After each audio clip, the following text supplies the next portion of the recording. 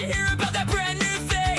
Everyone is already complaining. Hop in the chat, give us a shout. Wait till you see what Digger and Johnny are talking about. It's game over with Johnny and the Canuck. Laughing at a world that sorta sucks, so just forget the plan. It's game over, man. So sit in the chat, let's have a laugh. Hours planned are 3.5. Digger squirrels driving Johnny mad, reading chat backwards, making people laugh.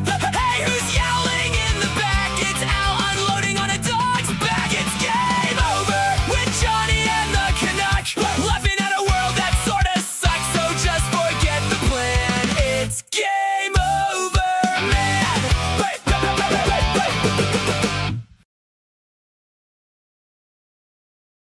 All right, here we go. Let's do a show. Fucking Jesus. Hey, St. Aaron, how you doing? Hi, St. Aaron. Hello, everyone else. I will get there. Dude, I don't even have anything ready. Like, everything took too Neither long do this I. morning. Like, my freaking therapist is like, well, let's spend an extra half hour talking today. It's like, I don't have the fucking time. Yeah. We're here, though, and yeah. so let's just, relax and have some fun. I'm still pulling. I don't even have I'm- Twitch up yet. Like, I have to pull up Twitch and double check stuff to see, like, numbers. It just... Yeah. It's okay. Just take a breath.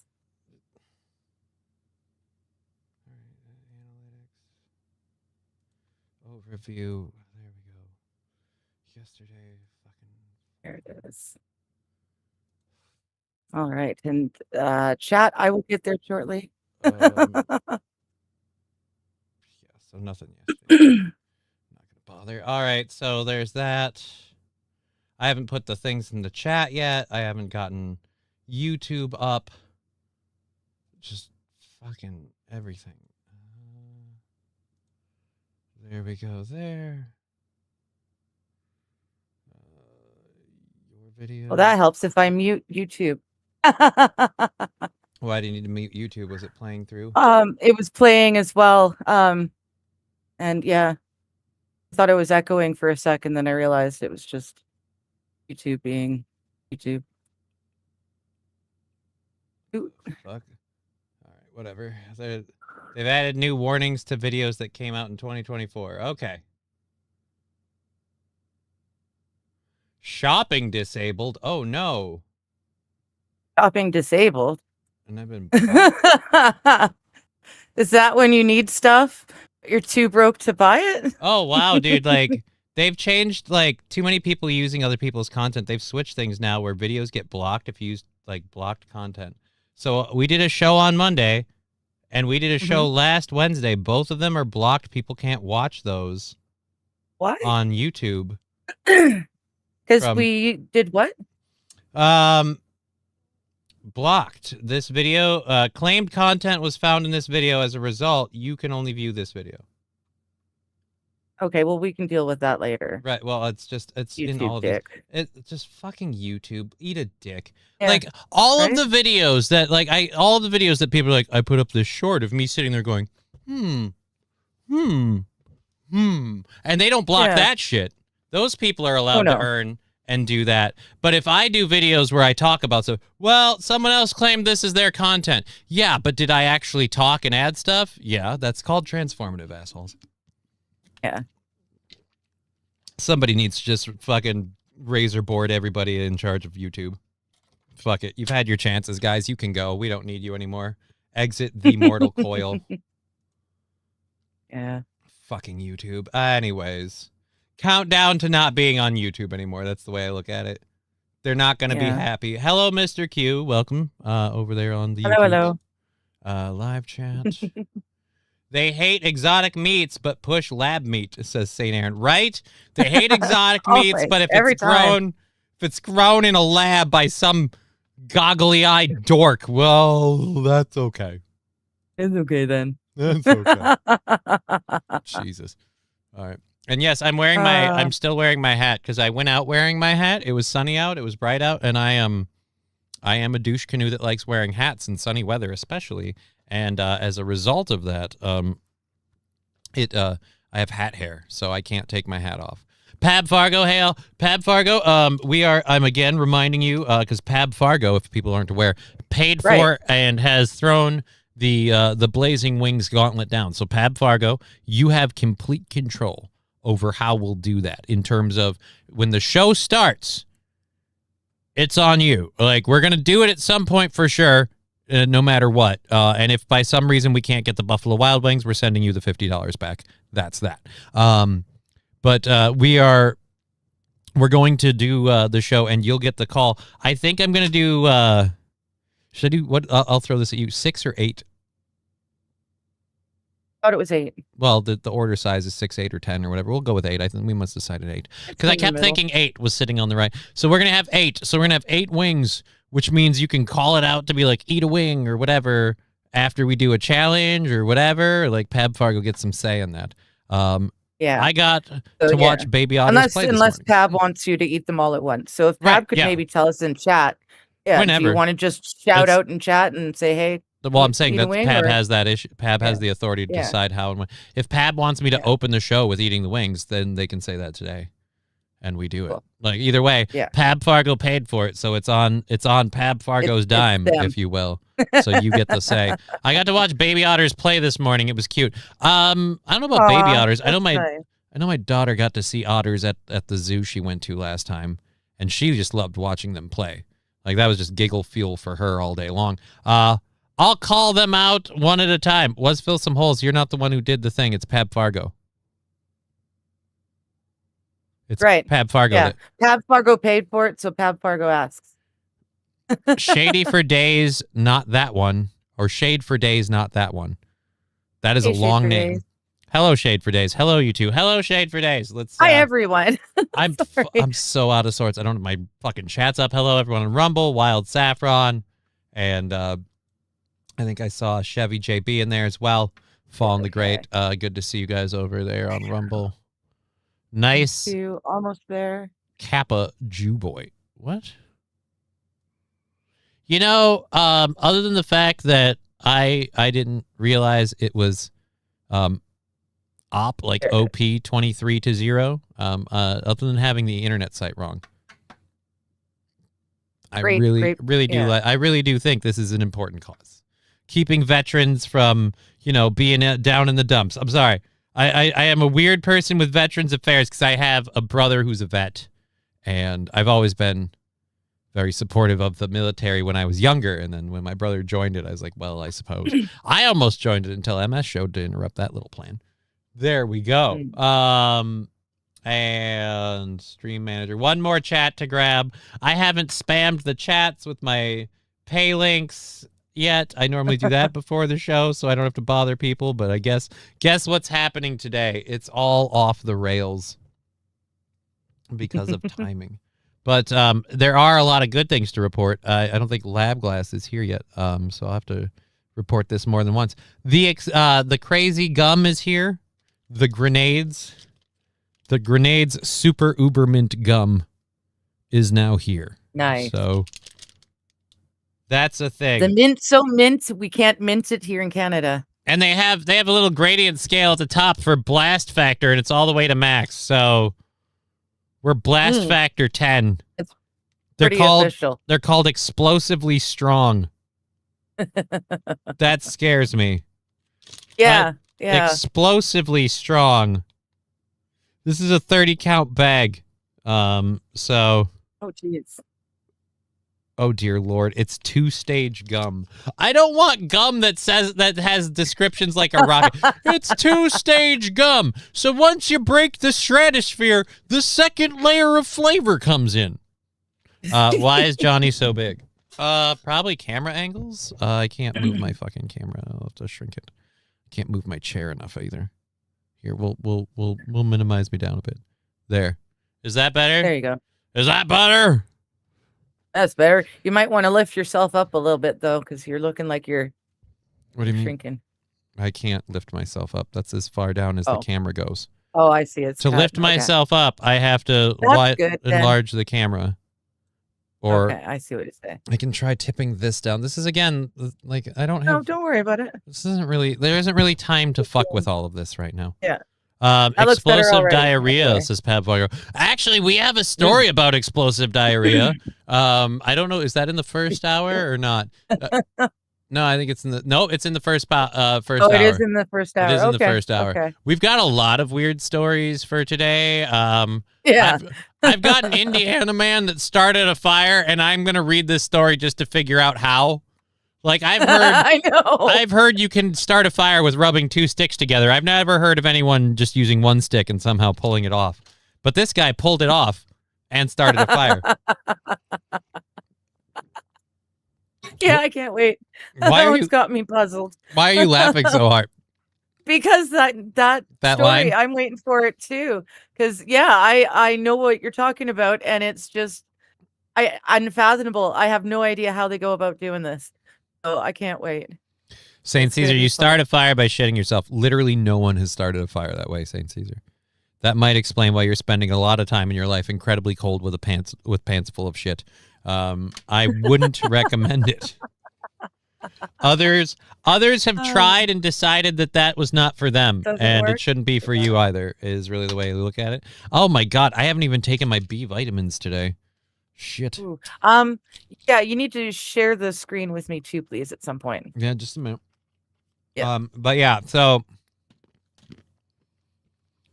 B vitamins will keep me alive a little longer. That'll work. Sure, Doc. We'll eat them. Everything, anything. What was I doing sharing the screen? No. So we've got a variety of stories to cover today. Thank you. We've got a church denomination, and it shouldn't surprise people about this, but a woke church denomination is trying to decide whether or not pastors should be monogamous. I kind of feel like that's a self-answering question when you want to be the person who is the moral compass. Like, weird. We've got an update on the Nigel Farage story. It's gotten deeper. Better and better. We got the Indiana man. We got an update on the gay cruise. I might start on the gay cruise update because that one's fun too. Yes, because it's fun. I got a Texas boy that was living my best life and then suffered a devastating injury. So we're gonna look into that. And then we have the Taco Bell. Taco Bell locations pulling ingredients off the menu, and why. It sounds like people, the way they're commenting in the chat, either already know or are just fortuitously kind of going in along the run. Hey, Balls Deep, good to see you. I think Balls Deep. Hey, well, Good Steve. to see you. Pab Fargo, I think the wings should be done. Should be Oh, the grand finale. Okay, the wings are the grand Okay. finale. He's saying. Okay, okay. Cool. so we do the wings at the end of the show. They're gonna be cold as fuck, but I don't care. I'm ordering them okay. before the show starts. I've got to have them. I That's need like- them to be here on deck, like on my Yeah. desk. Yeah. You don't. So I You're know, not gonna have like, time I to don't be able mind, to- like, oh my God, I'm eating cold food. Like, who gives a shit? First of all, I don't mean to humble brag about my poor upbringings. Cold food don't faze me. Like a lot of people are like, oh my God, the food's cold. I'm like, it's still food, right? And I can eat it. Yeah, we're fine. I've made people uncomfortable with how little heat I need in food. Like, I've made people go, ew. I'm like, oh, you know what I'll do? I'll eat ravioli straight out of the can. I don't need to heat it up. Ew, yeah. See what I mean? Ew. To be fair, I never liked Chef Boyardee. The little granules of what's supposed to be beef and that sauce. Well, you got to Yeah, get the never raviolis a with the fan. beef in the noodles thing. Like, No, I know, but I don't like the taste of the sauce either. I don't know. It's not like it's Even not if- like I do that every time, mind you. It's just like, you know, if I don't have time to cook, like, I'm like, I'll eat it straight out of the can. I don't give a fuck. Yeah. But anyways, I think that should be the grand. So yeah, the wings will be the grand finale then, by request of Pab Fargo. Awesome. Happy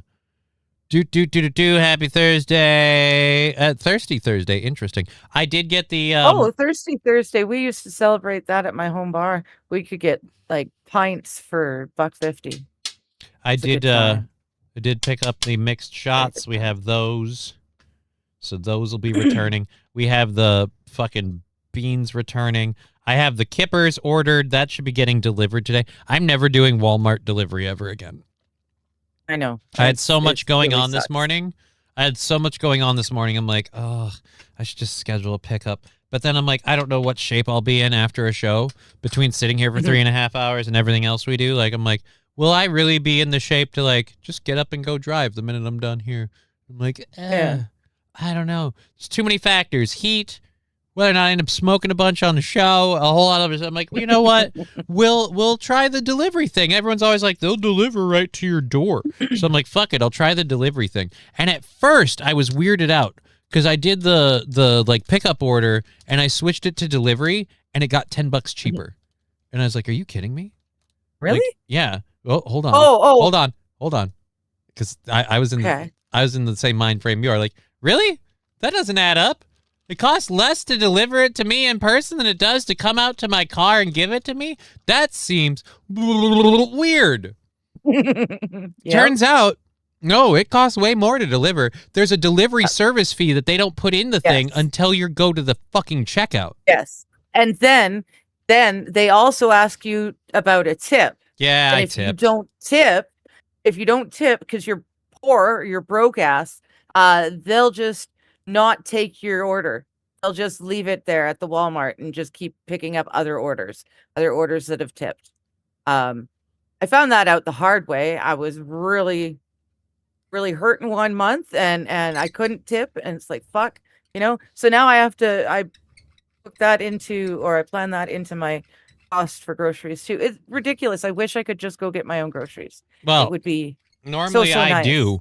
And let me tell you, after this happened, I'm going to have to start making more plans to have, like, shopping time somewhere in the month. I should have just set my alarm to get up an hour earlier and gone and done everything. That would have fucking saved me a lot of trouble and a little bit of money. But, oh well.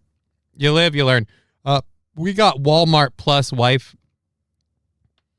Plus. Wife hasn't been to Walmart in months. Oh, do they do like free delivery? The Plus. Yeah, the Walmart Plus. They tried to get me to sign up for that, and it's like, oh, it's like free deliveries and stuff.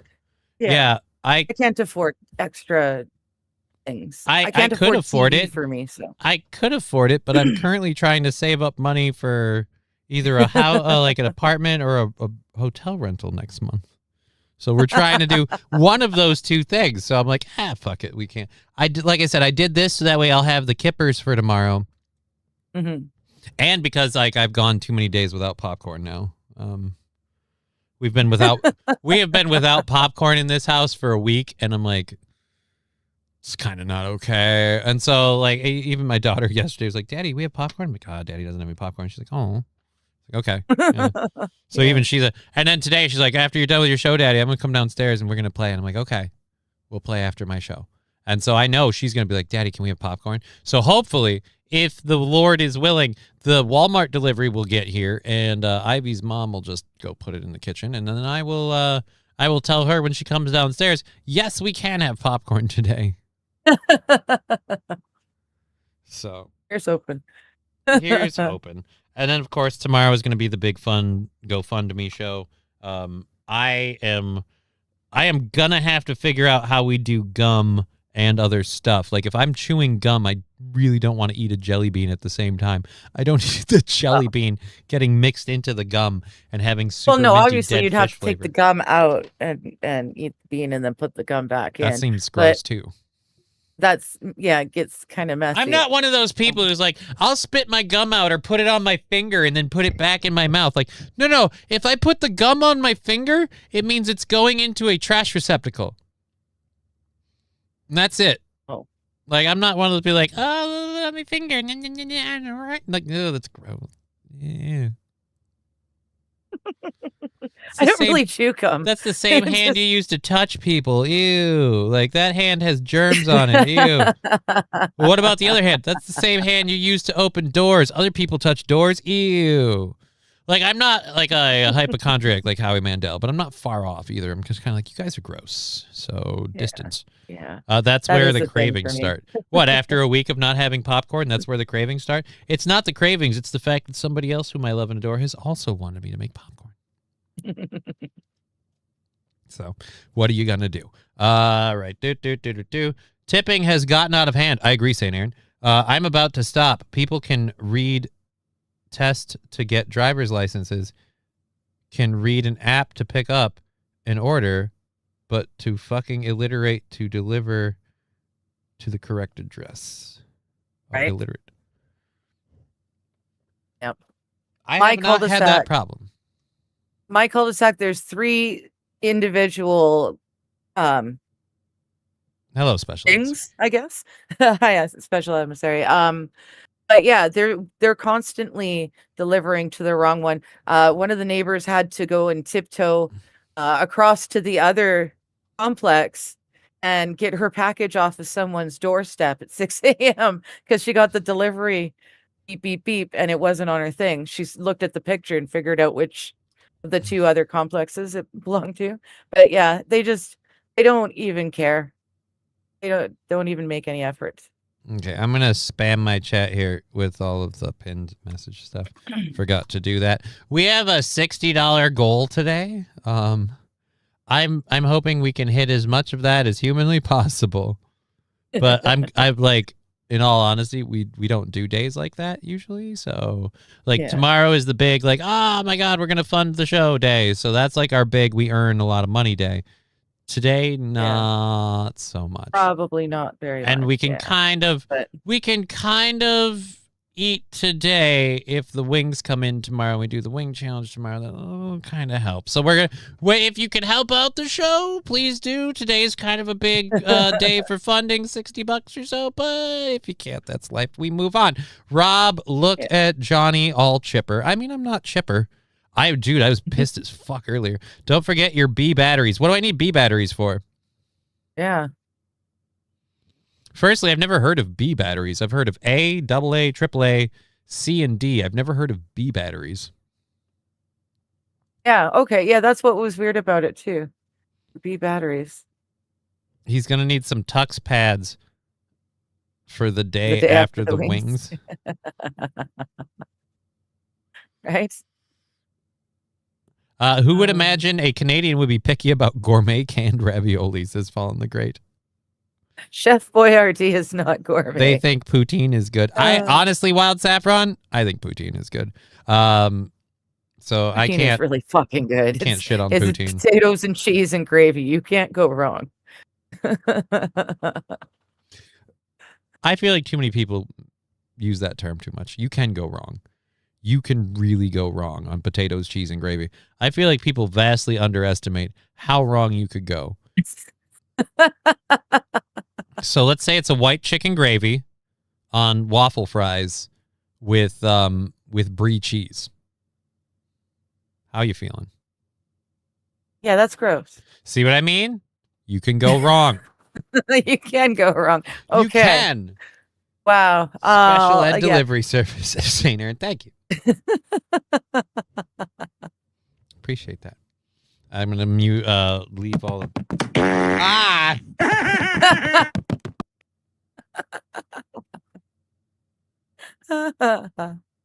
Oh, good. I love it. Okay, that's all those cleared out. Thank you. Who was that? Fettuccine El Poo-Poo. I'm very grateful for that, for the 400 bits. You are a fucking champ, and I appreciate it. And the fart was pretty funny. We're going to have to get to that in a minute with the story on... Oh, hey, that's cool. That's nice. I got my steel toe. There we go. And there we go. And there we go. All right, we're up on all 3 of the things. We'll check our phone as we need going forward. So we have a bunch of different things to talk about, a bunch of different stories to get into. We kind of were fucking around for the last... Stand clear of the closing doors, please.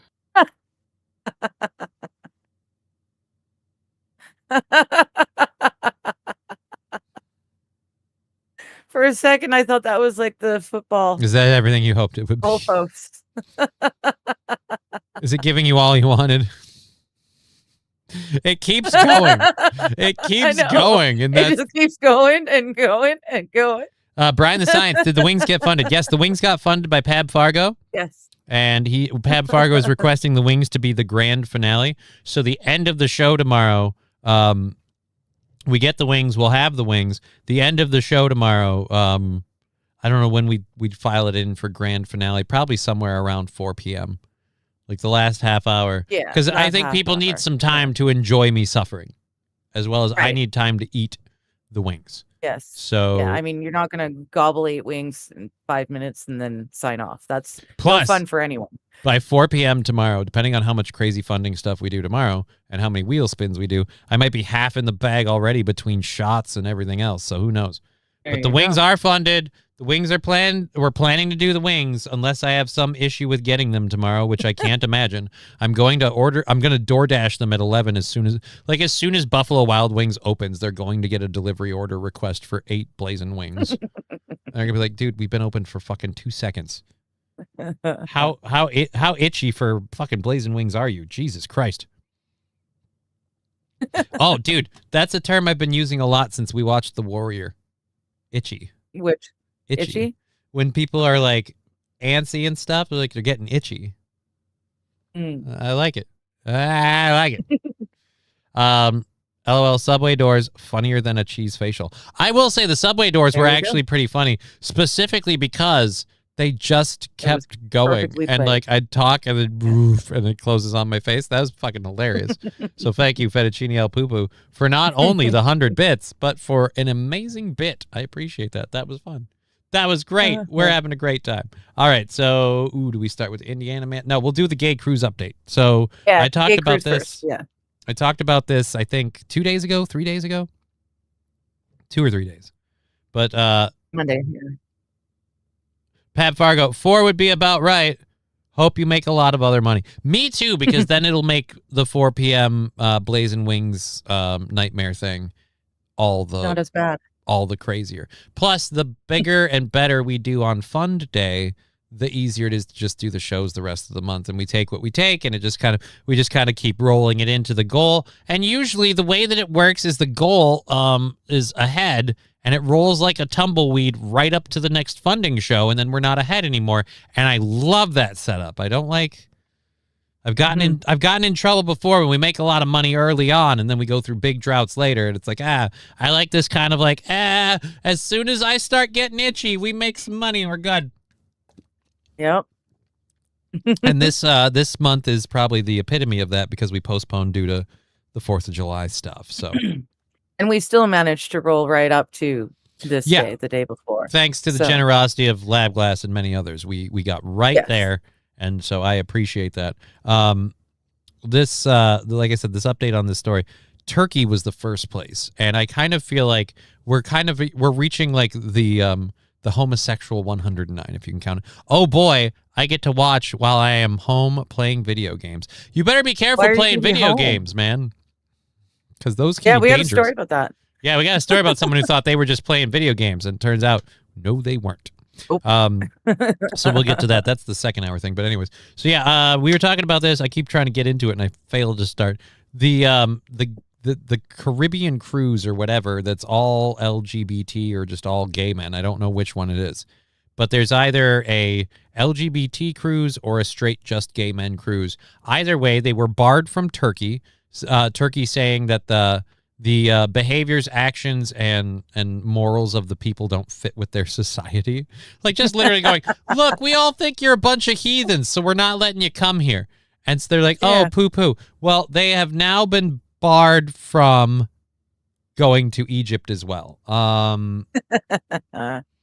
They were turned away from Turkey. And apparently now, like, Turkey was the first one to stand up and say something. Now a lot of these other countries, I guess, are joining suit. In Egypt is like, yeah, you guys, you can't come here. And we mean that in every sense. You have to go. So, yes, first Turkey told the ship they would not be allowed to port as part of their journey. They cited incompatibility with moral values and family values and societal norms. In other words, we think you guys are kind of degenerate with your need to suck and fuck and identify with solely who you have sex with as your identity. Right. And for us as a society, that's not how we deal with things morally. We don't like it when people use who they have sex with as their whole identity. And so they said we wouldn't let you join us. We wouldn't let you come in. And I thought it would be just that. There'd be like a little bit of outrage. But you can't do anything. You can't cancel a country. So what are people going to do? And no offense, I think if that's what they're doing, probably people in the country are probably on board. And so that's not surprising. Well, they've now been turned away from Egypt on the morning they were supposed to dock. The Scarlet Lady has 2,000 passengers, including the Broadway performer Patti LuPone. I don't even know who that is. They woke on Thursday morning to find a note had been placed under their cabin doors informing them that the ship was urgently looking for alternative ports. I'm wondering if they're going to be able to come to port at any point in time before they run out of like fuel or supplies. Yeah. Like that's part of the reason you go to port. They may end up being allowed to go to port for said supplies and fuel, but not allow any passengers off the boat. They may have to get to I don't know. that point. They might have to just fucking have someone row out with a can of gas, because early this morning we were informed that the Scarlet Lady had been denied entry into Egyptian waters, and as a result, we will no longer be able to call in Alexandria today. So yeah, they won't be able to call into port at Alexandria. Rich Campbell, the chief executive of Atlantis Events, the tour group that chartered the Virginia Voyages ship, told passengers, "I know how much this visit meant to so many of you. We successfully sailed a similar itinerary last year without issue. We were surprised by this unfortunate decision," he wrote. Yeah, you sailed it last year because the world was still in the mood of like, we'll put up with your bullshit. But between last year and this year, partially because of like, I hate to credit it, partially the people just standing up and voting for Donald Trump. A large group of people, and by which I mean the majority of people on the planet, have been pushed by these woke ideals to just sit down, go along to get along. And in the interest of de-escalation, they have. But those communities, particularly the LGBTQ one, just kept taking more every time you gave. So at this point, they're like, we're done giving. Yeah, we think you're degenerates and you can't come here. Oh, you're homophobic. Yes, we are. Find somewhere else to go. I love it. That's what I want it to be. I want to see the phone call of like, hi, this is the fucking whatever bureau chief of Egypt. We just need your ship to be aware we are not allowing you into Egyptian waters. What? You're homophobic? Yes, we are. Fuck off and go somewhere else. But well, and that's interesting. They're not even allowing them into the waters. They're not allowing them into the waters, right? You were saying like, oh, they won't let them debark or whatever, deboard, disembark. Disembark. Disembark. There we go. You won't let them disembark, debark plane. No, fuck, debark boss, debark. I was supposed to be the plane boss, the plane, but I screwed it up. Anyways, so they won't let them disembark, but they're going to let them port and fuel up. No, they're not even doing that. They're saying, as you see this invisible line in the water that separates everybody's water and Egyptian water. Yeah. We don't want you getting cooties on our Egyptian water, so fuck off.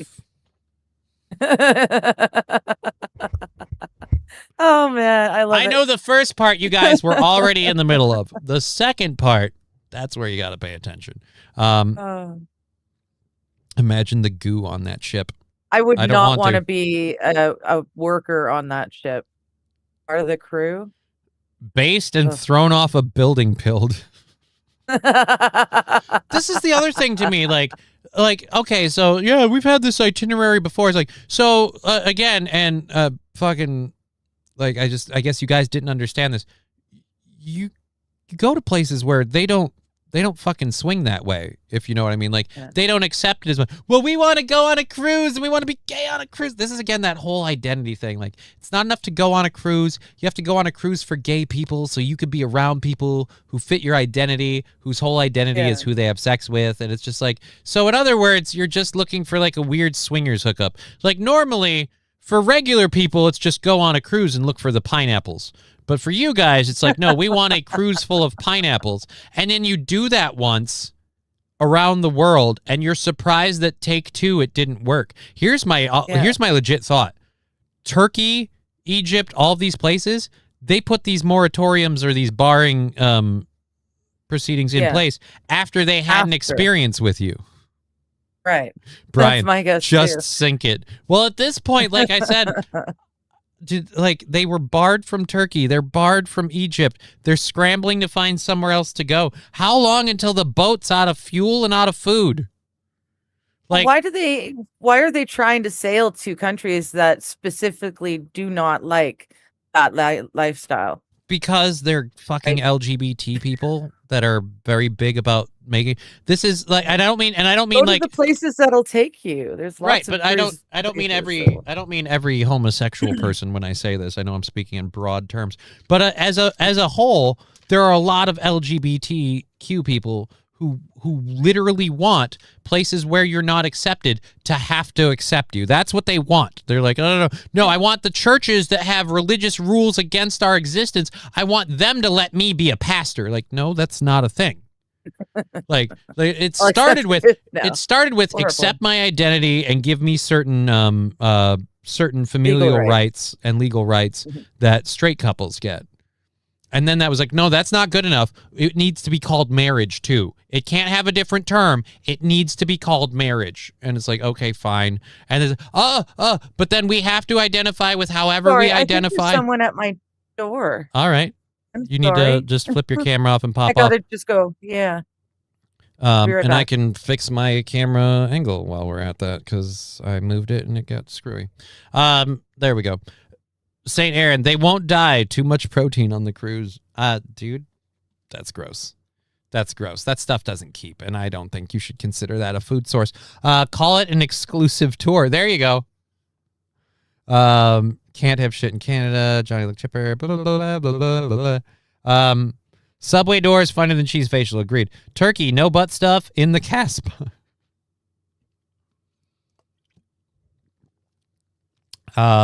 Egypt, no butt stuff in the pyramids, says Wild Saffron. Not coming in any port. Should let them disembark. They can show them the roofs of tall buildings. Like, this is my other thing. Like, you go to a place where they culturally don't fucking fly your way and you want to be accepted there. It's just at a certain point you have to understand, like, not everybody's okay with everybody else. Some people might not be cool with you. And when your behavior or your lifestyle is a behavior, I should say, you like no offense, like, and I'm not saying every gay person, but I'm saying groups in mass tend to have the bad actors in them of any group, LGBT, white, whatever. You have large groups, you're going to have more likelihood that the bad actors of that group are there. Yeah, if you have a full cruise of that group of people, that might be a problem for countries with deeply Muslim beliefs, or just any belief other than that. So yeah, they're not allowed into Turkey. They are barred from Turkey, and now they are barred from Egypt as well. The ship has now been rerouted a second time and will be docking in Chania, Crete on Friday, and Montenegro on Sunday. So now they're just going to have to wait it out till Friday, unless Crete decides to kick them to the curb too. So they had to leave that area and go back. That's all. Now I'm just waiting for her to get back here. All right, we're going to... I guess we'll do this. Don't know who's at her door or how long that's going to be, and we'll flip over to the web and get rid of that one too. I'm coming. I'm here. I'm here. For the love of God, woman. I got a package. I forgot. I was. You forgot you ordered a package? Yes. There we go. Yes, it's a squab. It's the rest of the Bible study stuff. From Squab Bob. Cool. He sent me a lovely Bible, and this is the study. Chevy JB shouldn't have. You should have listened when they told you about Slippery Slope. Yeah, that's really easy to do with. Cool. Very happy for you. That's really easy to do. To say like, oh, you should have listened back then. Yeah, but I was 20 and things were different.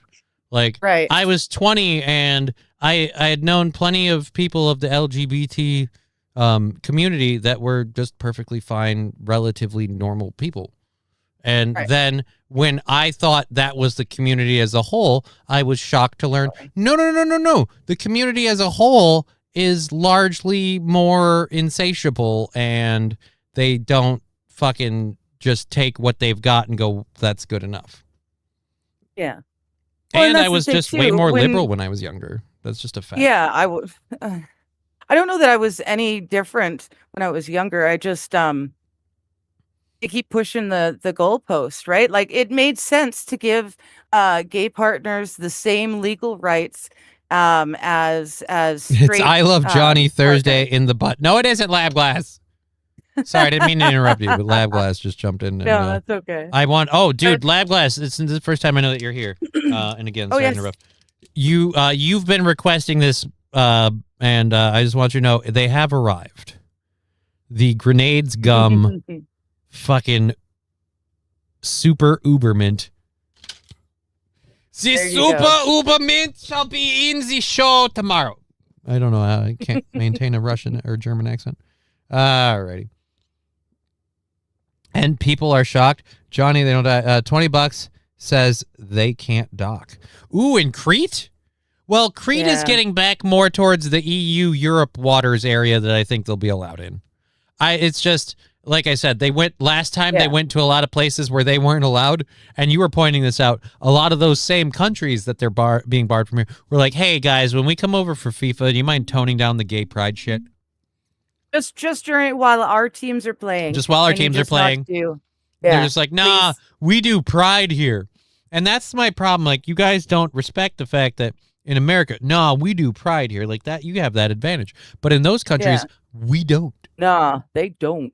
And and that's another thing too. Like I watched the same groups. They're like, we want rights, and they get all these rights, and now they're just like, America's so hateful to the LGBTQIA plus Yeah. XYZ FRL. Like it's just like, first, stop adding letters. I'm tired of feeling like you're making your own alphabet. Secondly, yes, I'm stopping at 2 slug butt. we yes, we let you get away with a lot here, and I feel like that deserves some fucking gratitude, because in a lot of these other places they don't. But it's caused this weird Manchurian candidate thing where like people in America, LGBTQ people in America, just think, oh, all the world's cool with us being gay. It's like, no, in fact, most of the world is still very not cool with you being gay, particularly staunch Muslim areas. They were doing pride stuff in the Seattle toilets. That's why there's no updates on the toilets. There was never going to be an update on the toilets. It was Honestly, just I kind of wanted to know how they fared. Like, did they survive? Did it work? for what? People were able to shit. Well, no, but they were. What's just, your like, pass or these- fail for these toilets? Well, no, but they're such high, so expensive and specially, hooked in and electronic and everything. Like, I don't know. They're on wheels. They're what they are is they're like fucking like first class porta potties. They're mobile. first class is the thing. Yeah. This So shit I'm house just is wondering if it was mobile, worth it. and Well, one no, I of the just- it's poopers is one of you people. No, I'm just wondering if it was worth it. Spending all that money on these porta potties, was it worth it, or No, it wasn't worth it from the minute they announced it. There was nothing about this that would be worth it. Like Saints, they had 10-minute rules and shit. Right. What were you expecting the update to be? And in other news, update on it, they still require you to poop in 10 minutes at the porta potties. Like, there's no update to that. Like, that's Well, The- no, it's in the best Seattle. update we I had- kind of figured they'd be trashed. yeah, we had that Turned update. into homeless We had camp. that update within a week of them being announced and issued and rolled out. We did the fucking announcement and talked about it on 1 week, and literally the next week it was update. They've already vandalized and graffitied and broke a window in one of these porta potties to the point where it had to be shut down and they had to ship out a new one. So For that's fuck's already sakes, happened. So yeah, I guarantee you that they've been covered in graffiti. Oh, okay. They've been vandalized. It literally happened before FIFA showed up. As soon as they put, here's what happened. They put something nice out in Seattle. It didn't Yeah. last long. Well, that's yeah.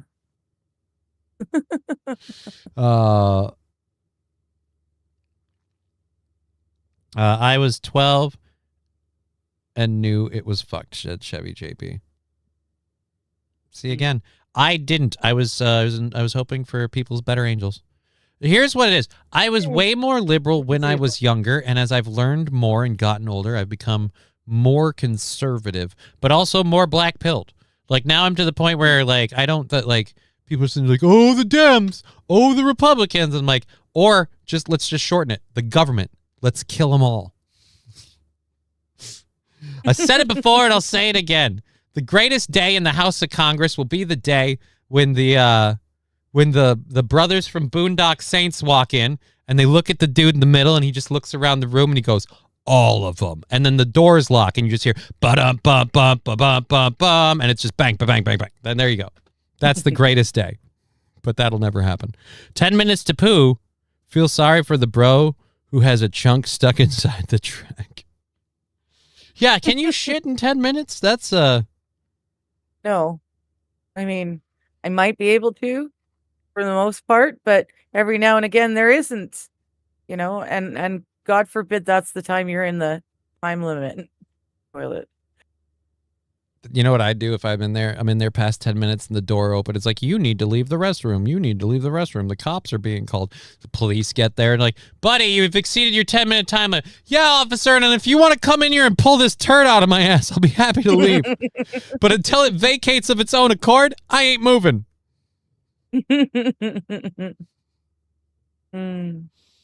St. Caesar, it takes me a good 15 minutes. I need to relax and unwind.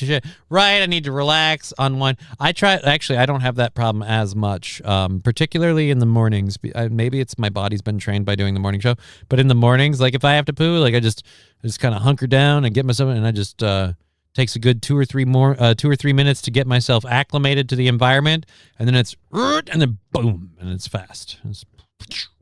We're done. Just like that. St. Aaron, disclaimer, the views expressed on this stream are for entertainment purposes only and not meant to be taken seriously. If somebody takes a cripple sitting here in a chair talking out of a basement seriously, that's their problem. And if the American government takes me seriously, like, oh, he said we need to get rid of all politicians. Right. And you realize I have 0 weapons and I'm a cripple. Here's the worst case. Like, people are like, oh, no, the government's going to come round you up. No, they're not.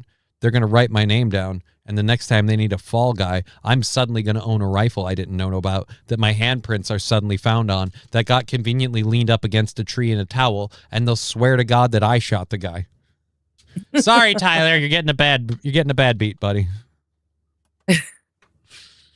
Oh, man. That's another one, the Tyler Robinson case. I've watched clips of that again. I'm like, I can't take any of it seriously. Like, someone was sitting there and they're just like, see, we have these clips of him being on campus. It's like, right, along with thousands of other people.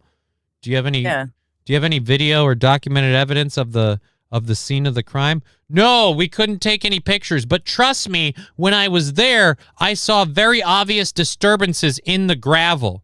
Oh, well, let's go back up to the roof and look at no, they raked all the gravel. Really? When did they do that? As soon as we took the crime tape down that day, right before they repaved the whole area where the actual crime scene happened. No way. Seriously? Yeah, dude, that's not even a joke. Like oh my God. Like that night they ripped up and repaved the area. So you can't look for any shrapnel or any pieces of a mic pack that might have gotten lodged into the ground when it detonated. You can't find any evidence of anything because they ripped it up and freshly paved it that night. It wasn't scheduled. Wow. It wasn't planned like it's in the fucking docket and we're just going to do this and oops, we forgot. No. It just miraculously happened. But we're supposed to believe that Tyler Robinson did it.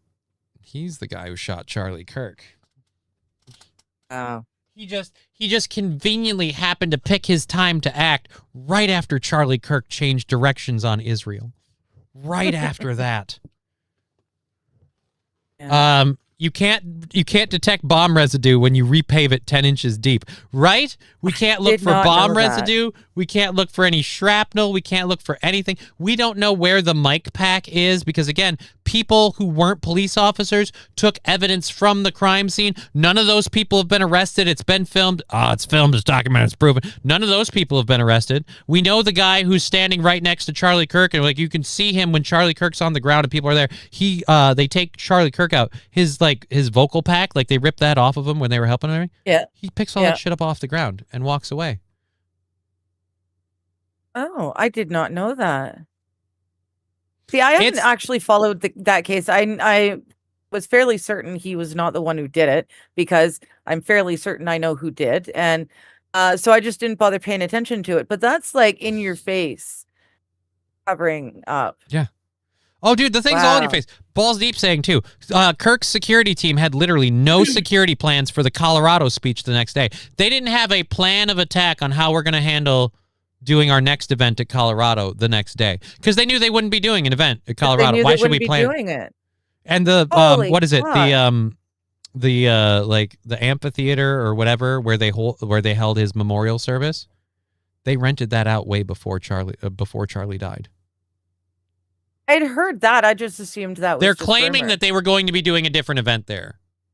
But yeah, they had the space reserved before he died. Like, Wow.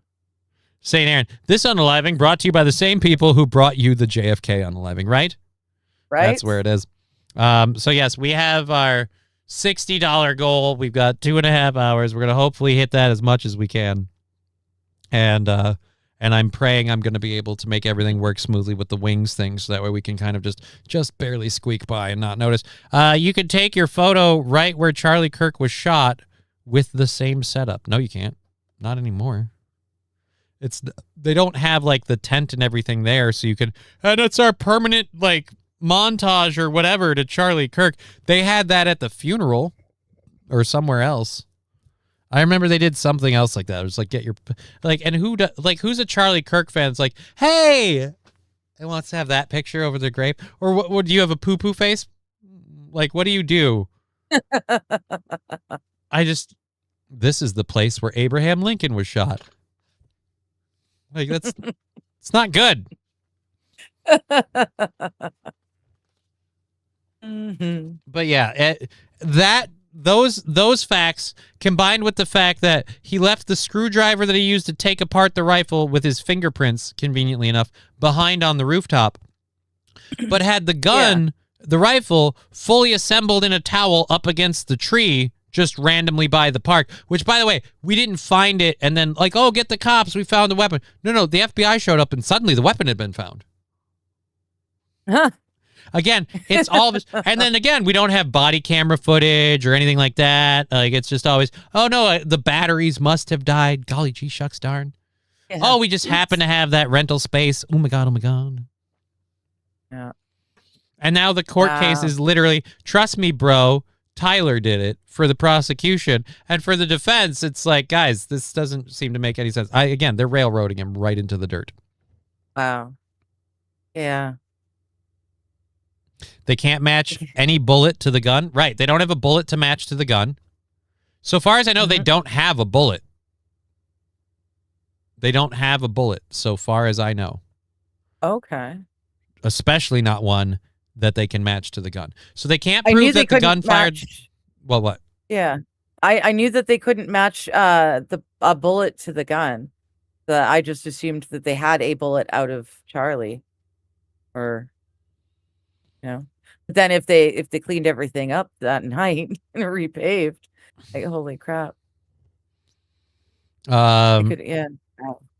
What do they say in Canada Derp? A cup o' go Joe and a dart gets your innards moving, bud. Pitter patter.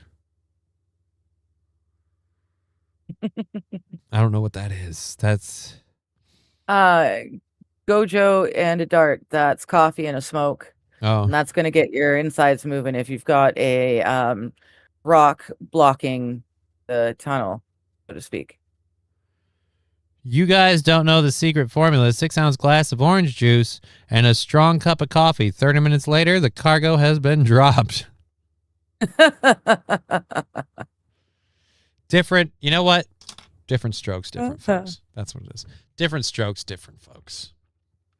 We got 2.5 hours left in this thing. We haven't even started our show yet. Yeah, we did. We've totally started. We talked about the gay cruise. We started it. We started it. We started it. It's been started. God, I love you. So yeah, we did stort it, I guess. Yeah. We have a couple more stories. We have a couple more stories to stort. Yes. Now I'm confused. Is Brian home playing video games today? Tomorrow.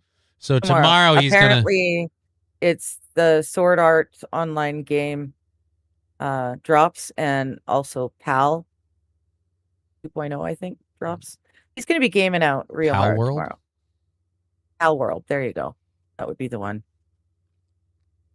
The Sword Art Online game. I'm a fan of Sword Art Online. I don't know if I'm enough of a fan to want to play a game. Like, that gets a little too, like... No problem. Because Rusty. the whole Sword Art Online story is about people playing an online game. So I feel like we're getting too into it when I'm playing a game based off of an anime about a game. Playing a game, Right. being in a game. Yeah.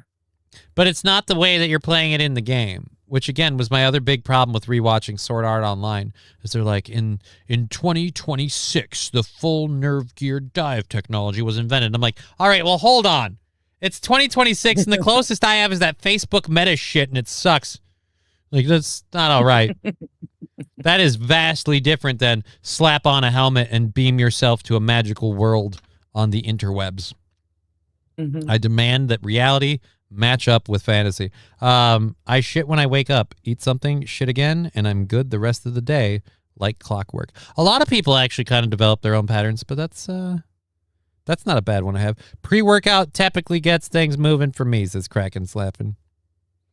I'll admit that There if I'm doing physical like exercise and working out, I usually have to go to the bathroom after. Pal World full release tomorrow, as well as catching Pokemon. You can capture humans and train them too. So now it's just abducting stuff. Pretty much. All right. You're just running around with a bunch of balls and just closing them on people and things and be like, and I'm going to make you do shit for me. All right. Aha. What good is catching and training people? First of all, as a sentence, that sounds a little weird.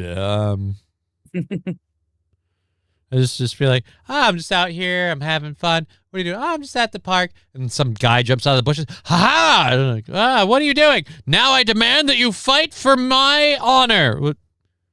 And I was just enjoying an ice cream cone. I don't give a shit, bitch. That's a Charizard. Chop, chop. Use one of your special spell skills. I don't have any of those. Then you're gonna die. Like, Yeah, just I just want to get to work. capturing and training people. Like, because keep in mind, and I don't know enough about Pokemon. I don't play Pokemon. Yeah. But the premise Never. of some dude, Ash Ketchum, I think was the anime's or animated show. I didn't watch that either, but I think that was the name of him, Ash Ketchum. Yeah, it was, because I know a guy whose last name was Ketchum, and one of his kids, they decided to name Ash for that reason. But yeah, so Ash Ketchum, which, by the way, gotta catch 'em all. His name is Ketchum. Right. Right. So he's gonna just start abducting people and training them? That's fucking weird. That's weird. So, anyways, pre-workout, get things moving, covered, go, good. All right, so I guess we can move into this story next. Oh, dear Lord. That is the ad at the top of that was kind of creepy. A boy in Texas is 13, apparently was struck by lightning while, oh, dear Lord, while playing a video game. Do we have a video? Nope. I guess not. All righty then. Well. How do I get rid of this stupid... Thank you, Amazon. Go away. God, these fucking ads, man. I'm Right. losing my shit. All right. So a Texas boy is counting himself lucky to be alive after he was struck by lightning inside of his bedroom while playing video games on Tuesday. Apparently... Be careful, Brad. Apparently... Oh, God. His name is Vlad Skurdin. Skurdin? Vlad Skurdin. Okay. He got impaled by a lightning bolt. He's 13. He got struck by lightning in his home in Cyprus on Tuesday while he was playing video games in his bedroom. KPRC2 reported. Do you guys have a video? You do. God, Nice. why? I wish these news sources would stop being like, hey, we got this story, but we got it from another person. Here's the link to the other person, and you chase that. Here's the link to the other person. Here's the link to the other person. Turns out the whole story's on a different one, and they have the video from the start. Like, dear Lord. Dear Lord. All right, so we're going to pull this up. We're going to flip over here. Thank you for the 500 bits we've had on Yes. Twitch today. If you can help out with our $60 goal for today, we'd be so grateful. things got a little fucky because we had to move the funding show back a week, but whatever. We're doing the best we can, and hopefully it'll all work out in the long run. So let's clear that. And is there a turn off closed caption?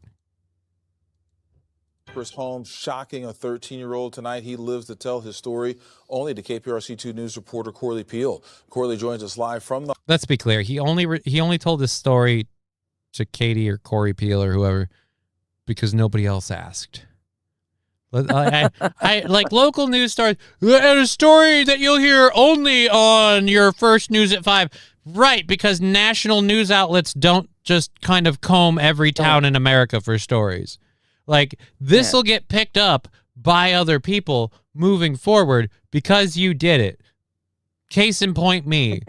But I wasn't going to be the first one on the scene. I don't get like a fucking like Spider-Man like dee-dee-dee-dee, like, oh my God, some kid in Dallas or Texas has been struck by lightning. Like, no, the only reason you guys are the only ones getting the story is because if it's not you, it doesn't make it out of town. It's just so stupid. Playing video games, huh? It's code, wink, wink. I mean, I don't know. What do you mean it's code? Yeah. Shocking stories. Is home off Cypress. I'm Pat Fargo. I'm Pat Fargo. How the bizarre strike happened, Corley. Keith, fortunately, that teen is okay, but he tells me he was inside his room playing video games on his computer when the lightning went through his house and shocked him. Vlad Skurdin says he was in his room when lightning struck his house. I was just like sitting here. Everything was going fine. I was just playing games. I was not expecting anything. And I hate him. Why do you have a nice chair? Why do you have that microphone? He doesn't have a really nice chair. He's got an okay chair. That's the same people. That's a Razer chair. The same people that make my I know because the logo is the same one for the company that makes my gamepad thing. Okay. They're a gaming company. It's not that. I'm just like the thing I'm like, dude, fuck you. Why do you have this? Well, Why? so he can talk to the people he's gaming with. That's what headsets are for, though. Like, you don't need to have, like, streaming mic shit. You're like 12. Fucking just do your stuff, put on your headset, play with your friends. Right when he was getting, getting shocked by lightning, he was there. Get shit on! Get shit on! 1v1 me, you pussy! That's what it was. God telling him, slow your roll, Tim. Well, or I'm sorry, Vlad. Slow your roll, Vlad. there's a metal part right here.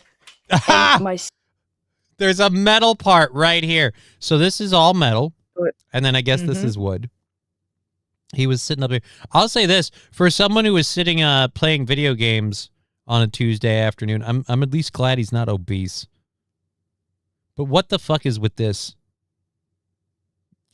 Why do you have a cup back here? I'm really weird because you knew the news was coming. I'm weirded out by this too. Why do we have tins of stuff? The hell is this shit? Is this a Rubik's Cube? What? Skin was touching it. Why do you have a remote? If you're gonna be playing video, does he have a TV too? Jesus. So I got shocked, kind of. The 13-year-old says the shock from the lightning struck him in the abdomen. I just like jumped out really fast and I just like, I don't know, I started screaming. I don't know, it was crazy. Vlad's dad quickly called 911. Firefighters rushed to the scene after lightning hit the home. Harris County Precinct 4 constables say the electrical current traveled through the home's wiring, causing a small fire in the attic. The family showed us the damage, a hole in their wall. I honestly thought that I was gonna die. Like, I did not think I was gonna survive that. I don't know how I survived it. Vlad. All right, I get that it's a little scary. But if the lightning strike was going to kill you, buddy, you'd be dead. You would have been dead before. Like, believe me, by the time it makes you dead, you won't have realized you got hit by lightning. If you have the time to realize you got struck by lightning and you're worried for your life, don't worry. You'll be fine. But he's just a kid. He doesn't know any better. No, but But still. Checked out by EMS, but he didn't have to go to the hospital. How are you doing now? I mean, I'm feeling fine, but like I'm still like a little shocked and dizzy, you know, not from the shock. Have you stopped playing video games?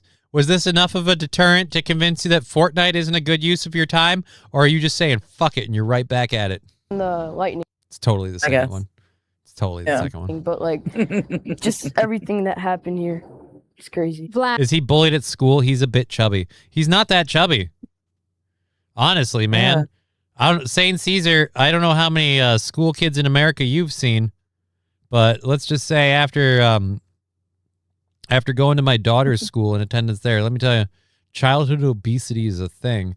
And anybody who's like his age and playing video games in the middle of the afternoon to the point where they get struck by lightning, I'm like, well, wouldn't be surprised if this one's chubby. Vlad says surviving the lightning strike is a reminder to never take life for granted. Never take life for granted. Thank the Lord that lightning strike didn't touch your computer. You realize for all the static electricity that you have going on right here, the fact that this giant magnet for a lightning bolt didn't get any of that current as it moved through your desk is a miracle. The fact that your hard drive didn't get wiped. St. Caesar. The fact that you don't have a surge protector. Actually, I'm on St. Caesar's side in a rare, never happens moment. I'm on St. Caesar's side. The fact that you don't have a surge protector on that shit and your PC didn't get blown up, that's what you thank the Lord for. I have 2 surge protectors for my PC. I have the surge protector that comes with the outlet adapter thing, because I need more than 2 outlets. And then I have the surge protector that goes with the battery backup. So in order for any electrical surge to hit my PC, it has to get through 2 surge protectors. Only 1 surge protector if it's trying to hit or is going to hit the hard drive backup, which I'm not happy about, but I don't have enough outlets on the battery backup to do that, so fuck it. But yeah, it's got to get through 2 surge protectors. And keep in mind, before it gets through the surge protectors, it's got to get through the house wiring and not blow the fuse and all that jazz. So it's pretty well protected. And that's why he relied just on the house wiring, which, bad call, it started a fire in the attic. And 2, sir, thank the Lord that your PC is still working, because that shit is not cheap. I bet that PC is $1,000. Kids never happy. Oh, dude, the PC's probably around $1,000. And if the fact that none of his equipment got hit, that's your win, buddy. Anything can happen at any moment. You just gotta like be ready for it. You got to be nice to everybody. You know, it can end whenever. You know what? Like, he should be like, anything could happen at any moment. You just got to enjoy life. Drop the N-word because it's fun. You know, don't let people hold you back. And then he just does it. Just goes into it. It can end whenever you want, man. And constables want to remind people that it's best to avoid using corded electronics and stay away from electrical wiring and plumbing during thunderstorms. Reporting live from site. Right. Stay away from electrical wiring and plumbing during thunderstorms. 2 questions. Who has electrical plumbing? Just seems like a weird one. And, and secondly, I think they just mean plumbing in general. I'm just being a dick. And then secondly, like the whole stay away from electrical appliances during thunderstorms. I can't shit on him for not doing that, because I've sat here during a thunderstorm, done a show during a thunderstorm. It's just monitor, camera, monitor, PC, soundboard, second battery backup unit, printer, lights. All right, so just don't be around any electronic devices during a thunderstorm. Fuck. She looks like my ex, crazy blonde girl. She does look familiar to me, but like an actress or something, and I don't know who. I don't have a name. Cyprus, Corley Peel, KPRC 2 News. Anyways. St. Caesar, how much are surge protectors in the USA? Well, most like power bars have a level of surge protection built into them. Like I said, my power bar down here has a level of surge protection built into it. Other than that, I don't know if they make surge protectors specifically? No, any that I've ever had has been built into the Right. like you said, the multiple plugins. Yeah, because like my power bar has one for like I want to say 10,000 volts, but That's I the don't know word. if that's low or high. It seems like that might be low, but I don't want to say higher than that. 10,000 sounds about right, but I don't know why. And then, like I said, I don't even know the battery backup one anymore because I've had it for so long. I love my battery backup. I've had good ones and I've had bad ones. This one's pretty freaking tits, and I will be devastated when I gotta get a new one. But I love my battery backup. The only thing I hate about my battery backup, but I'm blaming it on the wiring in this house and the fact that I have to use a power bar, is every once in a while the power like fluctuates just enough to trip it, so it goes boo, which is the noise it makes when it's lost power. But my PC and everything is still running. So like I think it was Wednesday on the Steel Toe show. Like I just started the show and I was so pissed because we just got moving, we just got momentum, and I kind of fucking had to kick Aaron then in the dick to be like, I got to reboot my PC. Like, fortunately, the noise wasn't coming over the microphone, but it's like one of those, I can't sit here and hear that in the background as loud as it is. Yeah. And so, because it's high pitched and it's loud. So, yeah. But if it happened again, like when I got back in the show, I'd be like, fuck it, I'll do the rest of the show. But yeah, I had to reboot everything. The dad can afford a $1,000 PC, but no surge protector. That just pissed me off, Johnny. Why does the dad have to buy a surge protector? Firstly, we're assuming we don't see a surge protector there. Maybe it's in the power bar. Maybe it's whatever. Mine's sitting on my desk. That's where It's mine's behind my at. TV. Mine's a biggin, and it needs to reach the monitors, so it is what it is. Anyhow, don't take a shower or a bath during lightning storms. Hey, Randall Flagg, good to see you. Who's Muhammad? Same physics. He wasn't the path of least resistance. He is a protester to electric. Oh. Simple physics. How did he get shocked? Because his skin was in his arms, or skin or abdomen was close enough to the metal crossbar, so he kind of got zapped as the electricity went by. Mm-hmm.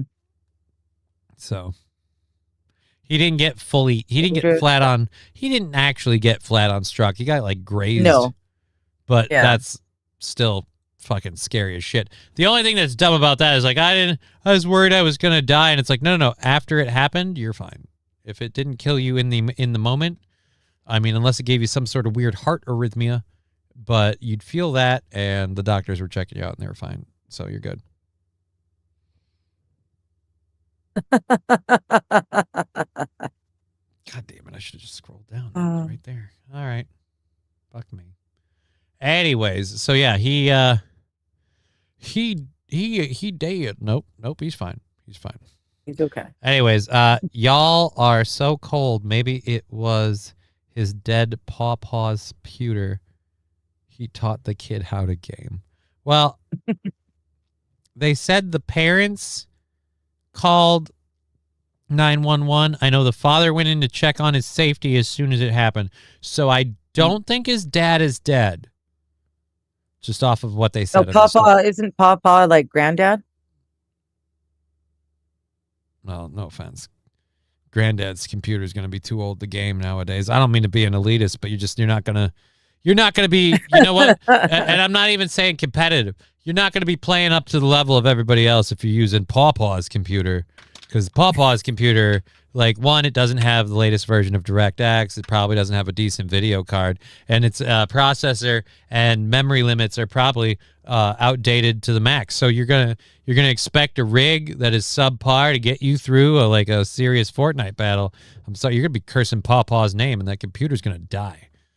I mean, honestly, if it's Pawpaw's computer and it's that old and out, I'm hoping the lightning bolt did it the decent thing, which is put it out of its misery. kind of like once I get all this shit figured out and my other PC fixed and running top notch, and you're living with me, kind of like what I want us to do for your computer. Okay. I have it all planned out. Very good. I don't know where the shooting range will be yet, but I do know all of the people I want to invite, and I have looked at how much the tannerite will cost. But let's just say it'd be fun. I'm talking about you. Oh, he's I'm not kidding. talking about you. I'm kidding. He We get plays along some well, mean you and I, police don't quest we? in Just Civilization keep 1. working. Yeah. Pawpaw's computer has Leisure Suit Larry. It's not suitable for that kid. That is an adult game, and he does not deserve access to it. But everyone thought it was fine because, oh my God, it's cartoony, and look at the guy. He looks like a little Jew lawyer. It's like, right. But wait till you see what they do in the game. That was when I was a kid. When It was a fun game.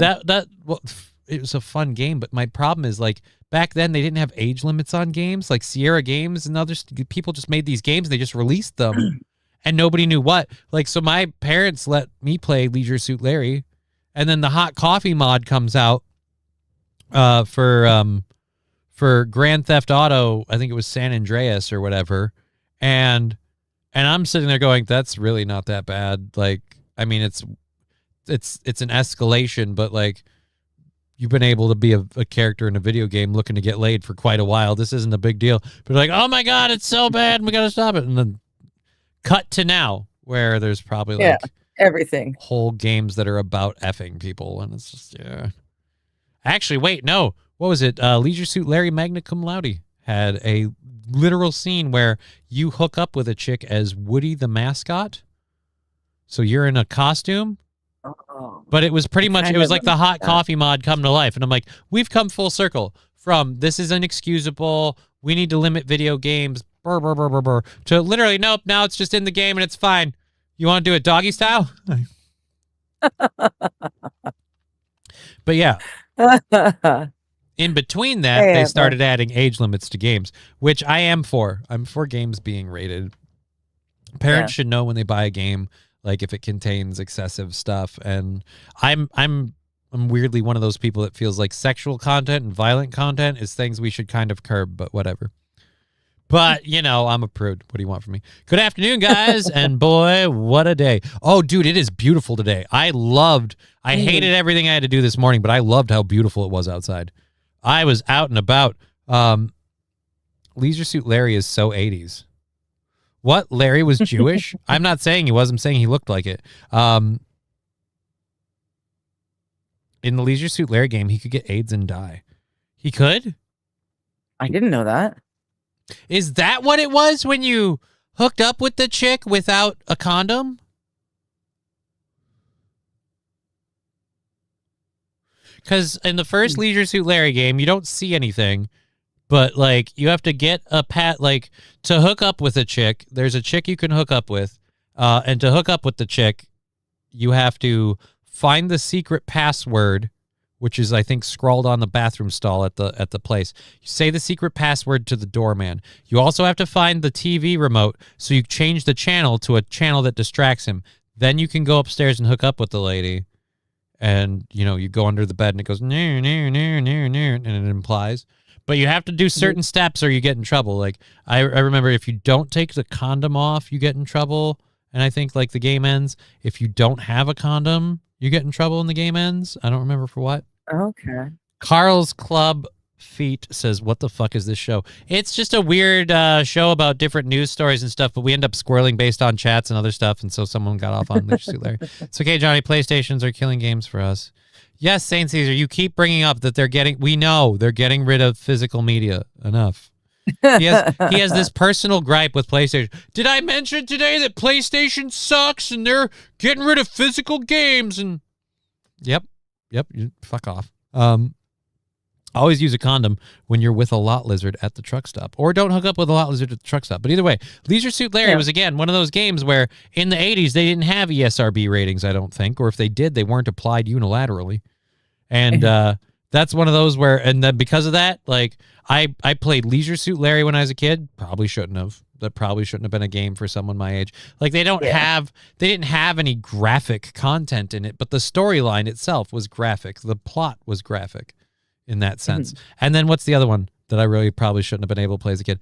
Duke Nukem. Oh. Oh boy, should I not have been? You should not be allowed to play Duke Nukem Uh. as a kid. I played the Duke Nukem remaster, which I don't know. I didn't make it far enough to see any chicks dancing on the pole to throw them some money. But if that's not in the game, then go off, you guys. The fun thing with Duke Nukem was I played that wearing a VR headset, which the old school VR headsets sucked. 'Cause they were so Yeah. big and they were so heavy, and then all they did is make you motion sick because the content wasn't meant for it.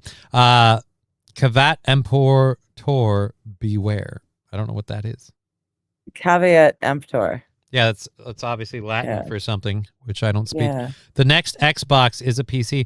Dude, I think Xbox said they're literally done making physical consoles. They're going to transition into like the Netflix of games. They want to literally just be Game Pass.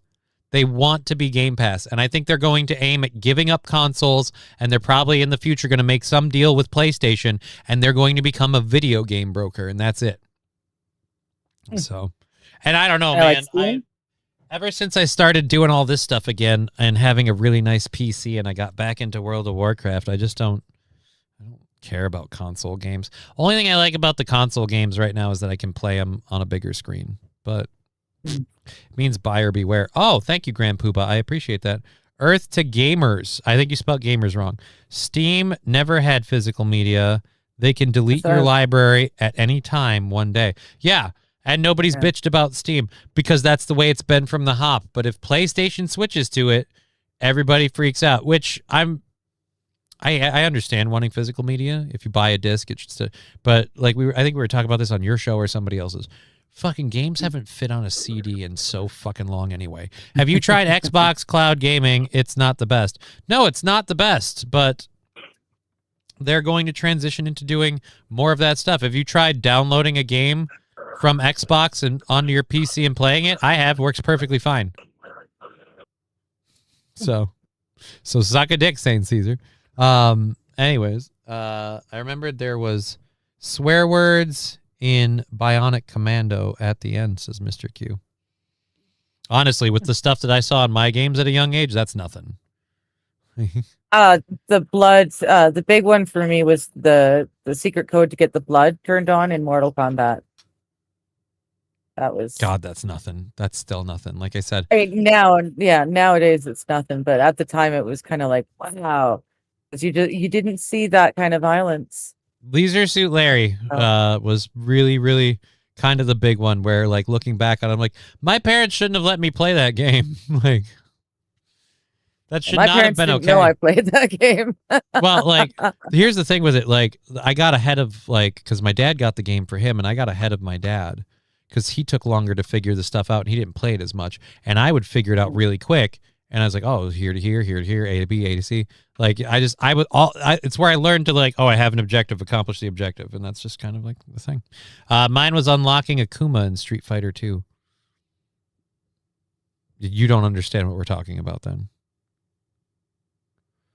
That doesn't seem like a particularly out of someone's age range thing to do.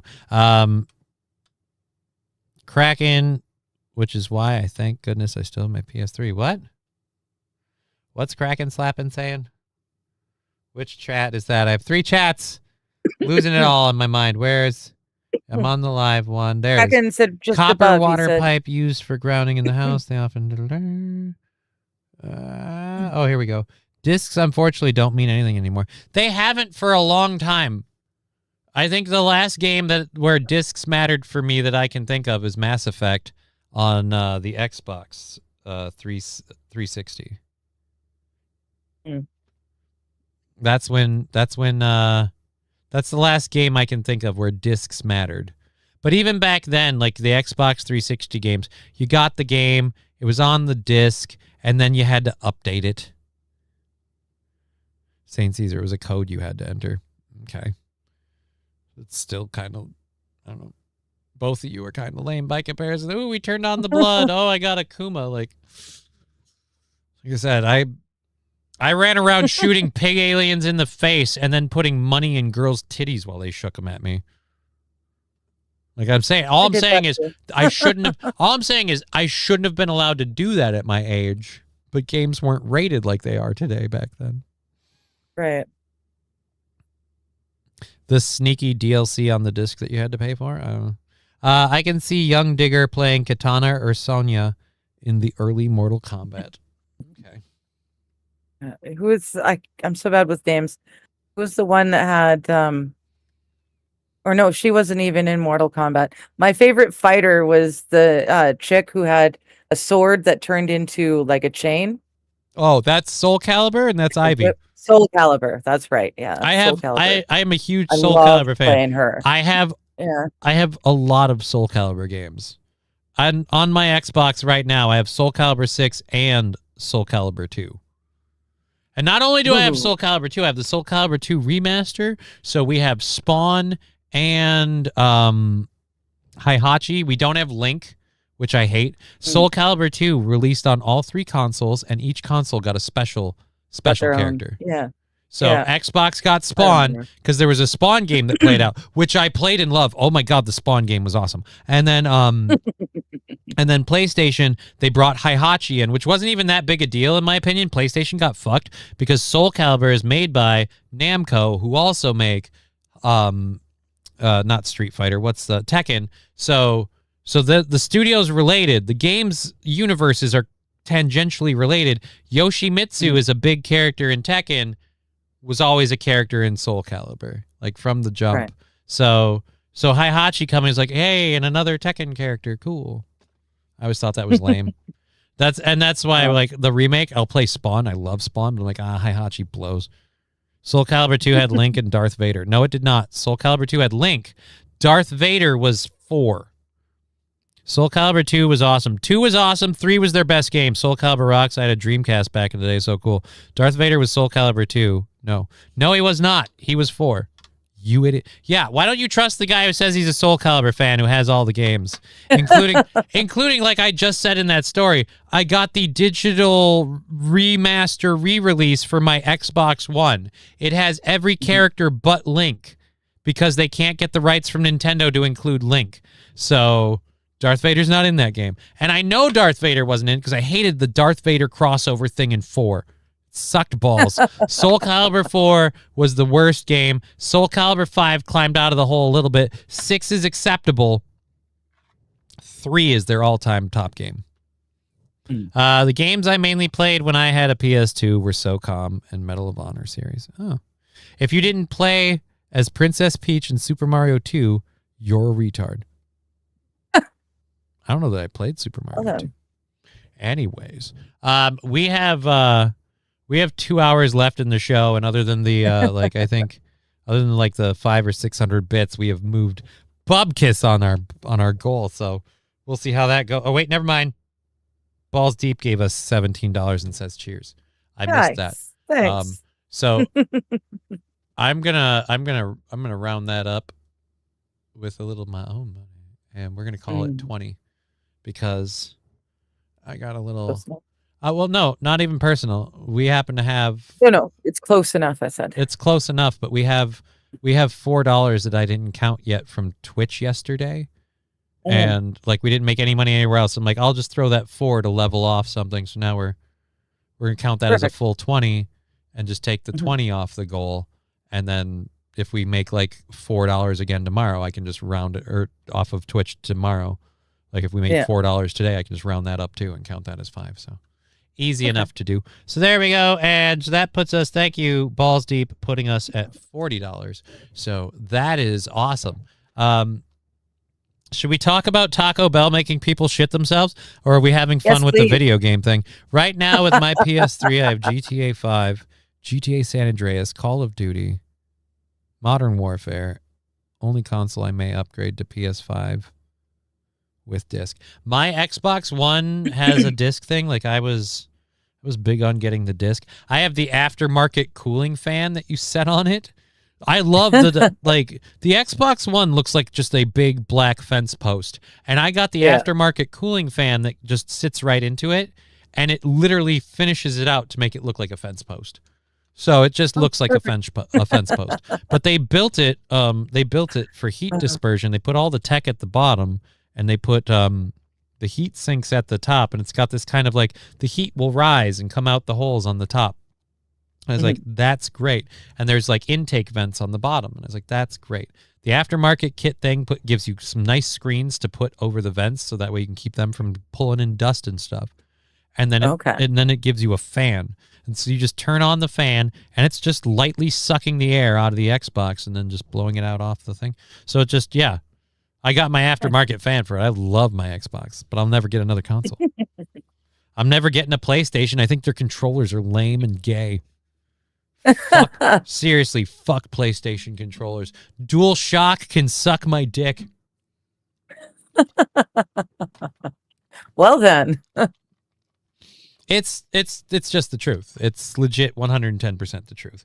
I've held DualShock controllers left, right, and sideways, and Well, maybe you should hold them the right way up. The right way. But jokes, folks. We got jokes, but like, this is modeled after the Xbox controller. This is my Wolverine Ultimate one. It's just this one's more comfortable. You're usually hitting your buttons over here, your thumbs, your hands, they sit better. If you need to have your thumb on this one, it's just a little bit of an adjustment. It's just easier. The thumbsticks are too down and close together on the PlayStation. It's just lame and stupid. Series X is just a box with a custom build of Windows on it. My Xbox One Series X is not just a box with a custom build of Windows on it. It also has a disk drive.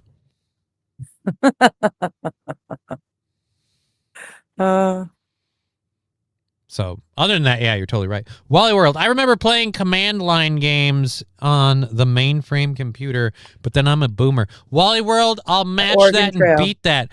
Early 90s, I remember my dad worked at a Western Digital like tech line, like little office, right? And so there was him and a bunch of other people, but they're just lines of cubicle computers. Okay. On more than one occasion, after hours, we played Descent, I think 3? No. Descent 2? Maybe just original Descent. We did a LAN party of Descent. Descent is a space flight game, but you're in like a puzzle like maze place, and you got different weapons. And so you fly around, and then so everybody's got their own little spaceship, and we're flying around shooting at each other. It was a fucking blast. It was a fucking blast. That and Age of Empires. But my dad got pissed at me with Age of Empires. I figured out the Cobra cheat code in Age of Empires. And so I would just build, I would, no matter where I started, I would find the best position to fortify myself. I'd build my tiny little fortification thing. And then all I would do is make enough houses to get my population cap up as high as possible. Meanwhile, get everything condensed to get my villager population down as low as possible. And I would fill the remaining population numbers up with Ford Cobra GTs, which were like, I think 2 or 4 people. I don't remember. Either way.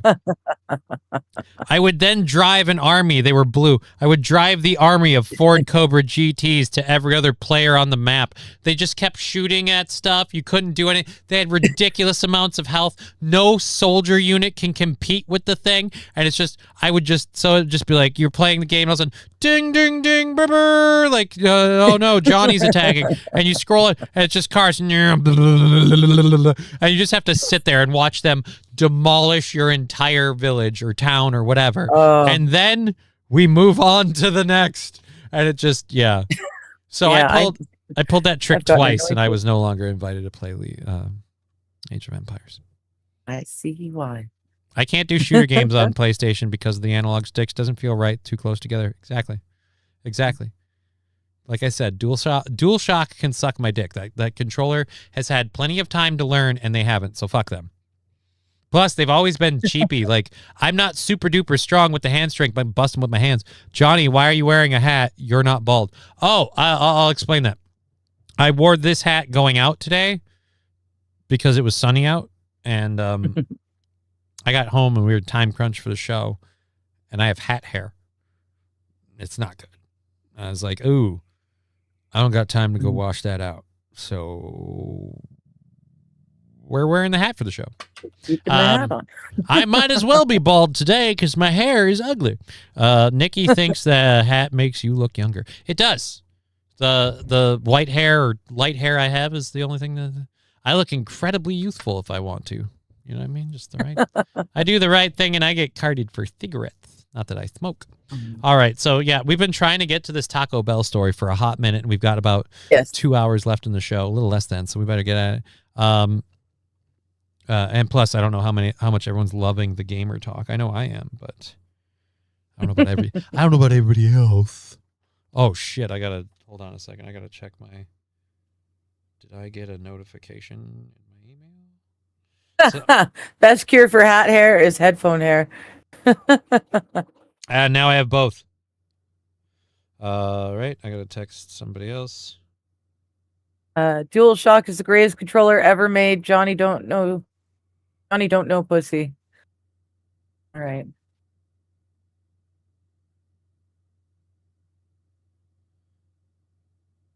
Yeah, Wally World and Saffron are talking about the really old school computers and the green or the amber colored screen. I gotta I gotta say, like, the DualShock is the greatest controller. Johnny don't know. No.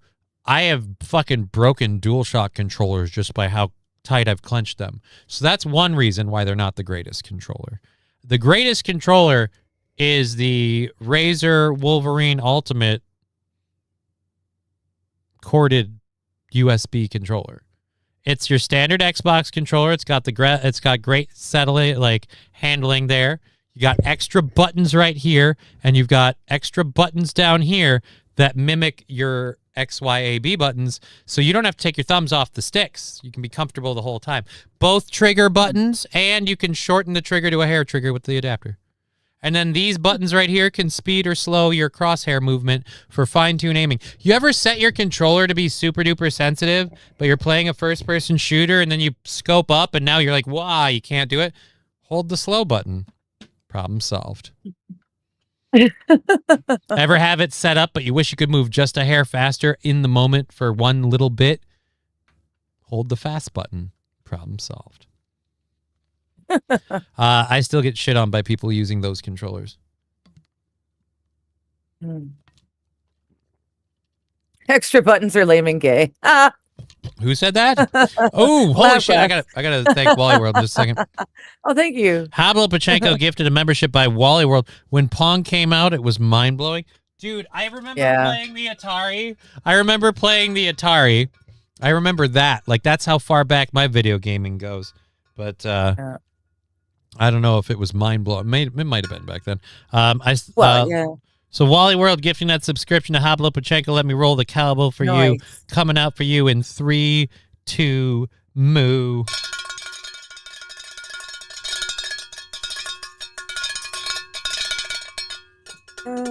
That's literally what it sounds like when I diddle her fiddle. So yes, thank you, Wally World. That was super duper awesome. I am very, very appreciative. I'm so grateful.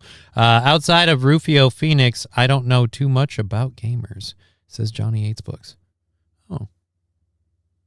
Well, not much either. I fancy myself an average gamer. Like average skill level, like mid-level guy. I'm not super duper skilled. I don't want to be one of those people. I had my hot moment of like min-max, I'm the best, and I'm competing. Like, yeah, I'm done with that. Too old for that. Games are supposed to be fun. This is a thing. This is the thing. It took me a long time, and I mean even not even as far as into my 30s even, to get to a point where I realized at a certain point, if you're playing games that piss you off, just stop fucking playing. Like, and so many people delivered that message to my face, and there was always this like, no, but. I have finally reached the promised land where I'm like, yeah, I'm not having fun. Fuck it. Yeah. I'm out. Used to be a hardcore gamer, not anymore. I hardly game anymore. Well, I game fairly regularly. Like, I'd have to say every couple of days at least. Like, I have different things I'll do. I have some games I'll play while I'm doing other stuff with other people, like talking in chats and things. So I usually end up gaming. Hey, I got you, Hablo. Yeah, what? Well, Wally World gifted the one to Hablo. Yeah, Hablo's saying, I'm sorry, but I can't pass it on. And Rumble won't let me send money anymore. That's lame and retarded. We have the things pinned in all the chats if you ever want to do direct. If you can't, doesn't matter. Holy shit, Labby. 5 subs from Labby. Thank you very much, Lab That's Glass. awesome. I got to read everybody on Rumble that's getting the 5 subs from Lab Glass. But while those filter in, going to Wally World off the bat, which is kind of nice. Wally World getting one gifted. We're going to roll the cowbell for everyone getting a gifted sub from Lab Glass, coming out in 3, 2, moo.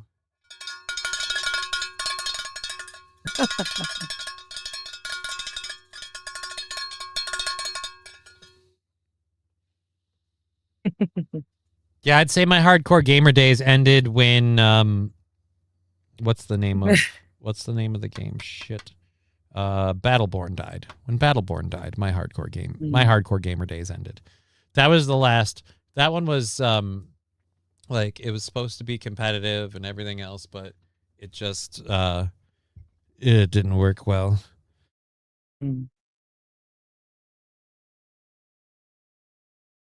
All right, so I just saw the Kippers have arrived. Nice. So tomorrow we will be doing the spicy hot buffalo wings. We'll have the Kippers on hand, the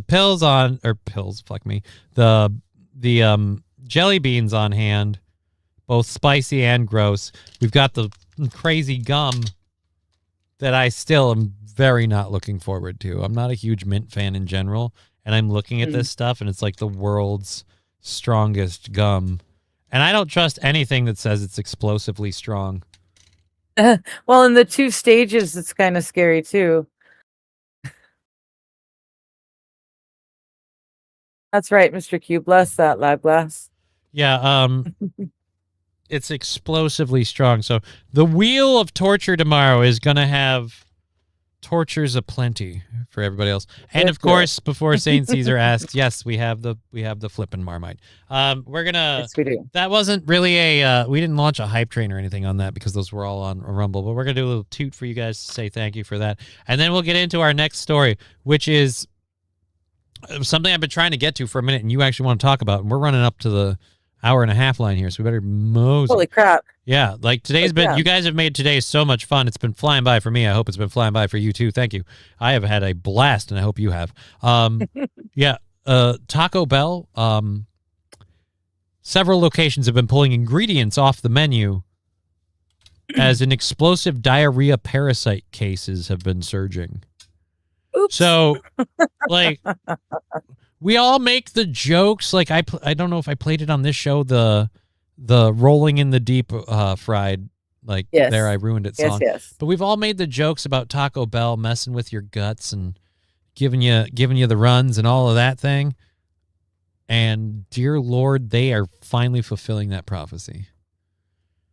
So if you never had an issue at Taco Bell before, you might now. If you're a big fan of eating at Taco Bell, you may want to, I don't know, call a slight pause on it.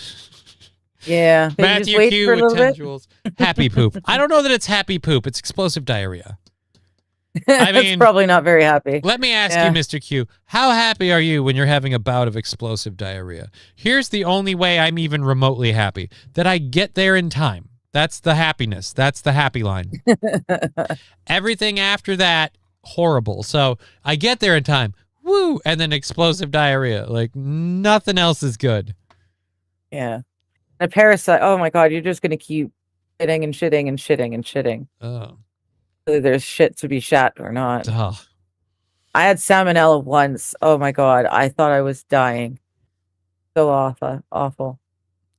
Taco Bell restaurants are pulling fresh ingredients from the menu as a fast-growing parasite outbreak linked to explosive diarrhea spreads across multiple states. It's called the Great Brownout of 2026. Locations including some in, Metro Detroit. Do we have anyone from Detroit? No, Chicago, I think, is where we have a few watchers, have posted signs telling customers they are temporarily unavailable to serve several produce items while health officials respond to a spike in cyclosporiasis cases, according to a Wall Street Journal report. on Tuesday. Hmm. We are currently unable to sell lettuce, cilantro, onions, pico de gallo, guacamole due to a nationwide recall, the notices say. That's, no offense, Taco Bell, that's a lot to take off the list. It's a lot. Yeah. I don't know if you know this, but lettuce, cilantro, onions, pico de gallo, and guacamole, those are staples of a majority of your food. Yeah, all you're left with is tortillas and ground beef, pulled chicken. Yeah. Shredded pork. Yeah. I guess you can get a beef and bean burrito. I mean, I don't know. Rusty's got a point. He says there's no point in having a taco at that point. Right. And there isn't. There is. At that point, there's no reason. Like, just meh. Unless you're like St. Caesar and you're there for the Baja Blast. Right. 'Cause the Baja Blast is, of course, safe. St. Caesar. It's as safe as any what would we call it? Diabetes-inducing Mountain Dew beverages. That's how safe it is. Wild, you're right. We've still got the fake cheese that we could put on the meat and tortilla. So there's that. For some reason, I'm hearing tortilla, but in the theme of the chia pet theme. Tortilla. All right, and then just notifying me that my order was delivered. Yeah, never doing delivery on Walmart ever again. Dear Lord. Fuck it. I will just set the alarm earlier and I'll just get up early and go shopping. That's the only way we would have made today work. I'm not going anywhere after this show is over. It's probably way warmer now. It was like a comfortable. My car said 60, which I had trouble believing. It felt a lot more like it was in the 70s, but it was comfortable. Now my phone says 80, so I'm like, if I go out right now, it'd be sucky. I trust Taco Bell over laxatives any day of the week. Well, hey, now is more of a time than ever. That would be funny if they're like, look, we had to take all this stuff off of the menu because people are having problems with like diarrhea and a bunch of other stuff, and be like, can I get it? Like, well, but. You're gonna get sick. Like, no, you don't understand. I've been plugged up for a while. Like, let me here. I'm gonna read the symptoms off for you for the infection. Typically, you get watery diarrhea with frequent, sometimes explosive bowel movements. That just sounds weird. Like, how many fatalities because their guts exploded? Loss of appetite, weight loss, abdominal cramping, increased flatulence, nausea, and prolonged fatigue. You know, except for those last two.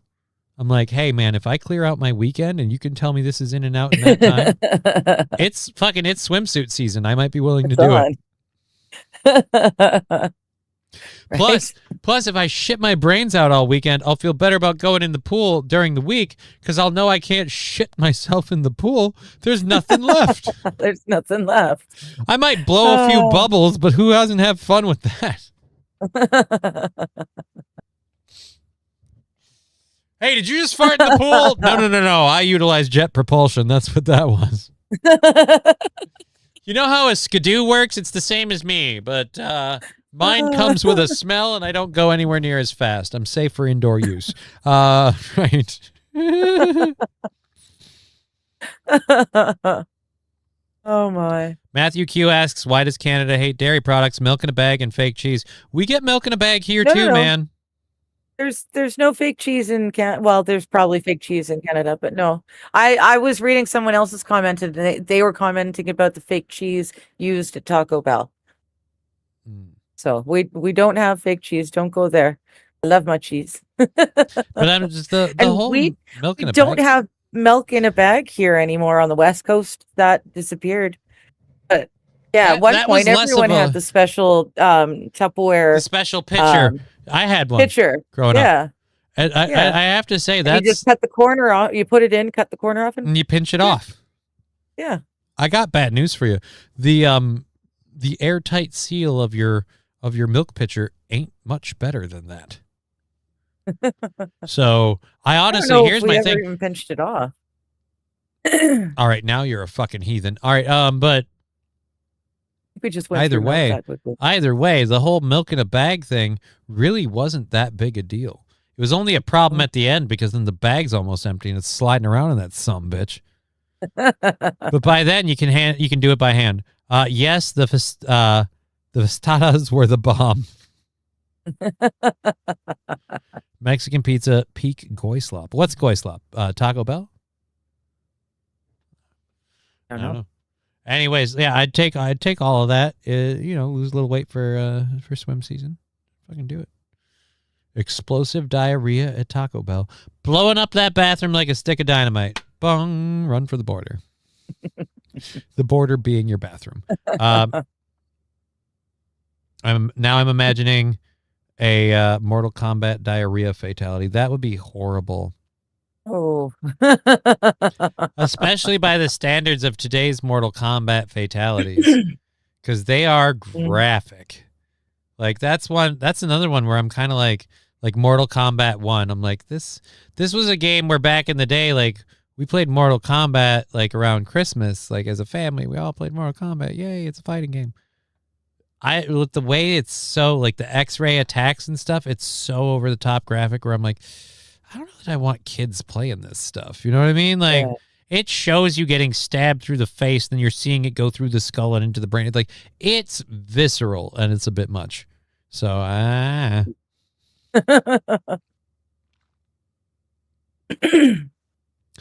it's not the same having the shits was the reason to go to Taco Bell. I don't understand. Sometimes people's comments just don't fit for me. We have a couple of other stories to get to. I kind of want to, is this a rip and read? Yeah, I kind of want to do a rip and read before we get to the next one. Solely because I want to talk about this one. We have a guy in Indiana who started a fire in his mother's garage. Now, firstly... Oh, yes, please. He kind of looks like a creepy Adam Sandler. I also saw somebody else in there, but I'm not going to say who he kind of looks like to me because I don't want to shitbag that person. Let's flip over here. Boopity boop boop boop. So this is our buddy Christopher Pettin from Indiana. Now, Christopher Pettin, according to investigators in Fort Wayne, cut off his own penis, lit it on fire, and then used it to set his mother's garage on fire. Yeah,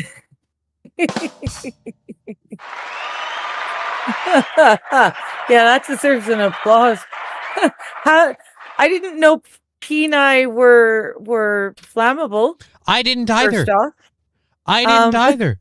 First of all, are you blaming your mother for making you being born with a penis? And by the way, cutting your, self-amputating your dick and then setting it on fire and using it to burn your mom's house down is a brilliant way to show that people who have alternate sexual identities to the gender that they were born with are not crazy. They are just people like you and me, people that burn their mother's garage down with their dick.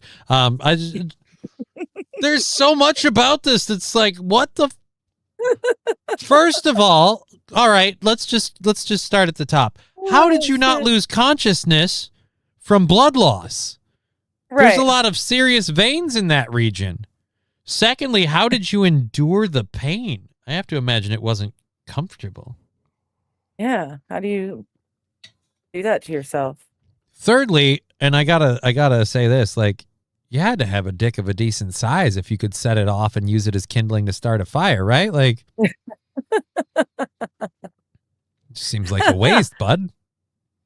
Seems like a waste. I mean, I'm not speaking for myself, but I'm sure there are probably plenty of people that are going to be jelly of that. Like, I couldn't cut off my dick and use it to start a fire. Right, because a watch battery won't do much. But anyway. Watch battery. But then we get to my question. How do you light your penis on fire? How do you make it inflamed? I don't know. Because it's not flammable. You dip it in gasoline? Like that? I mean, there's a shit ton of accelerants that we could apply to this. I have no idea. So don't worry. He's only being charged with 1 count of arson. So at least it's just that. He was arrested last week. His bond was set at $10,000. He has since posted bond. So So this Oh, put up dickless fuck is just out in America right now? Like, Yeah, I I guess actually, so. you know what? Like, I can see the judge being like, he can't commit any more arson. He's out of penises. Oh, he's got fingers and toes too, though, Judge. He can only count to 20 now. Let him go. Oh, dear Lord. All righty. Oh,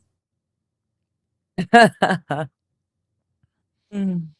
Christopher Patton, 36, is due in Allen County Court on Monday for the May 6th fire in the detached garage. So it wasn't even attached to your mom's house. Just burning down the garage on his property. Police say he admitted to the fire, telling police officers he went out there to his mother's garage around 2 a.m. and cut off his penis with a kitchen knife. Oh, I'm having sympathetic dick pain. Oh. Yeah, like, did he go serrated? Oh, here we go. We got more. We got French knife. No, I'm guessing kitchen knife. It's probably. God, please tell me it's smooth, like non-serrated. That'd be horrible. From there, Patton reportedly poured gasoline on his penis and set it on fire on the floor of the garage, just inside the door. After starting the fire, Patton walked away from the property and let the fire burn. While at the scene of the fire, officials found a red gasoline container, 4 Bic lighters, and a knife. These were all collected as evidence. Yeah. Wow. Wow. Oh, shit. Yeah, Rusty Grammar is saying, who doesn't dip their schwantz in diesel fuel, light it, and helicopter that fucker? I mean, what, are you gay, bro?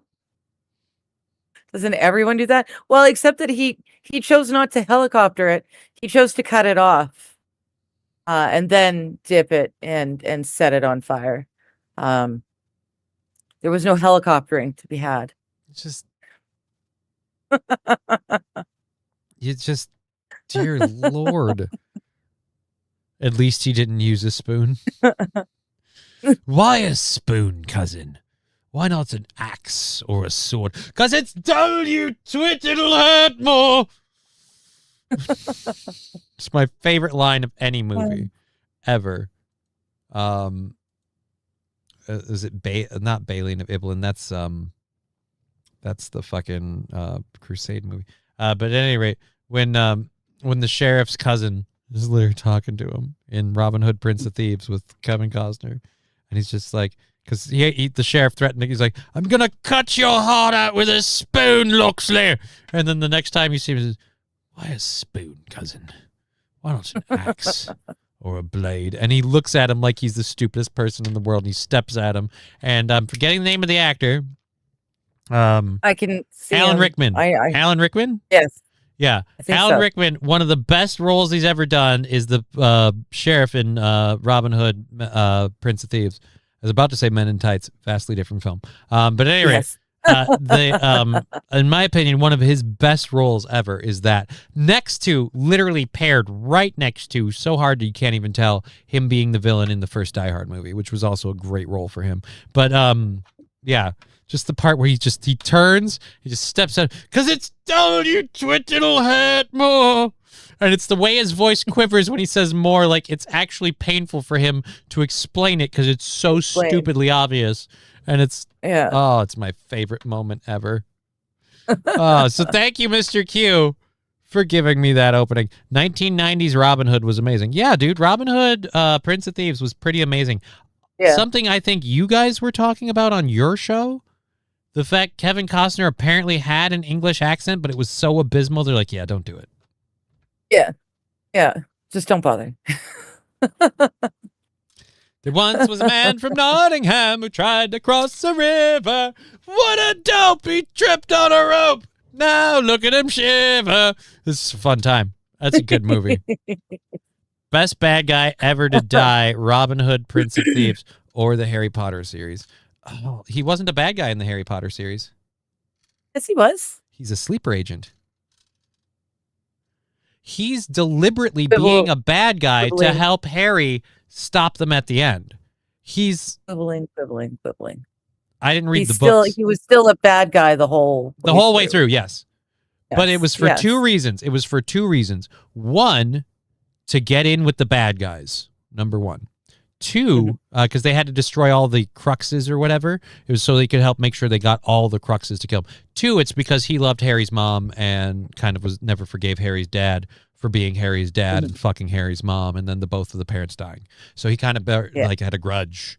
But so far as I know, Snape was supposed to be that. Aren't they like redoing that now, and they've got to fucking race swap the roles otherwise? Because if it's not a black guy with dreadlocks this time, it's insulting. I don't know. Oh, I don't know about that, but they did start a TV series. Maybe it's the TV series then. All I know is that somebody cast like an inner city black guy to be Snape, and then the internet was sending memes of like a black dude on a broom flying, holding a gun at the same time. Holding it sideways, of course. I don't know about that. I just know that was a thing. Rusty Grammar, fuck you for that image, K-Fallen. What did K-Fallen give us? Fallen the Great. When my father worked prison guard, he had to sit by and watch as a man shoved us. Oh, okay. I don't want to have that image in my brain either. In the hole or through? Randall Flagg. Morgan Freeman was the wise Somali. Yeah, and nobody bought it back then either, but we love Morgan Freeman, so we tolerated the role. And ironically enough, the tree in that movie, they cut down. Some asshole cut that tree down. Oops. The tree along Hadrian's Wall or whatever it is. Hadrian's Wall. Yeah. And the one that's famously from Robin Hood, Prince of Thieves. It's a famous location. It's a famous tree. It's been in several movies, I think, actually. And it's just a scenic spot. Yeah, some asshole just cut the tree down. I did that story a while ago, and then people were pissed. Yeah, Black Snape it's is like a thing. The other tree. The Robin Hood tree that died. Well, that one's like tied to the legend of Robin Hood. This one was just tied to the movie. Black Snape is a thing. I know it's a thing. I just don't remember what it was. Hit the like button, homos. This Fallen the Great. Well, if you haven't, you're kind of a mo. Hit the like button. Hit the like button. I don't have a problem with Black Snape. I just think it's stupid. I think it's stupid to redo Harry Potter in any way, shape, or form. We spent the last decade getting from start to finish of Harry Potter. J.K. Rowling fucking like tunneled through those books so she could get them out before the movies because the movies couldn't wait and they just kept going and going and going. And then it's all a giant, in my opinion, giant professional middle finger to George R.R. Martin. Because we still haven't finished the Game of Thrones book series. Right? I don't think we ever will. No, we're not going to. I don't. Here's hot take. He was never going to.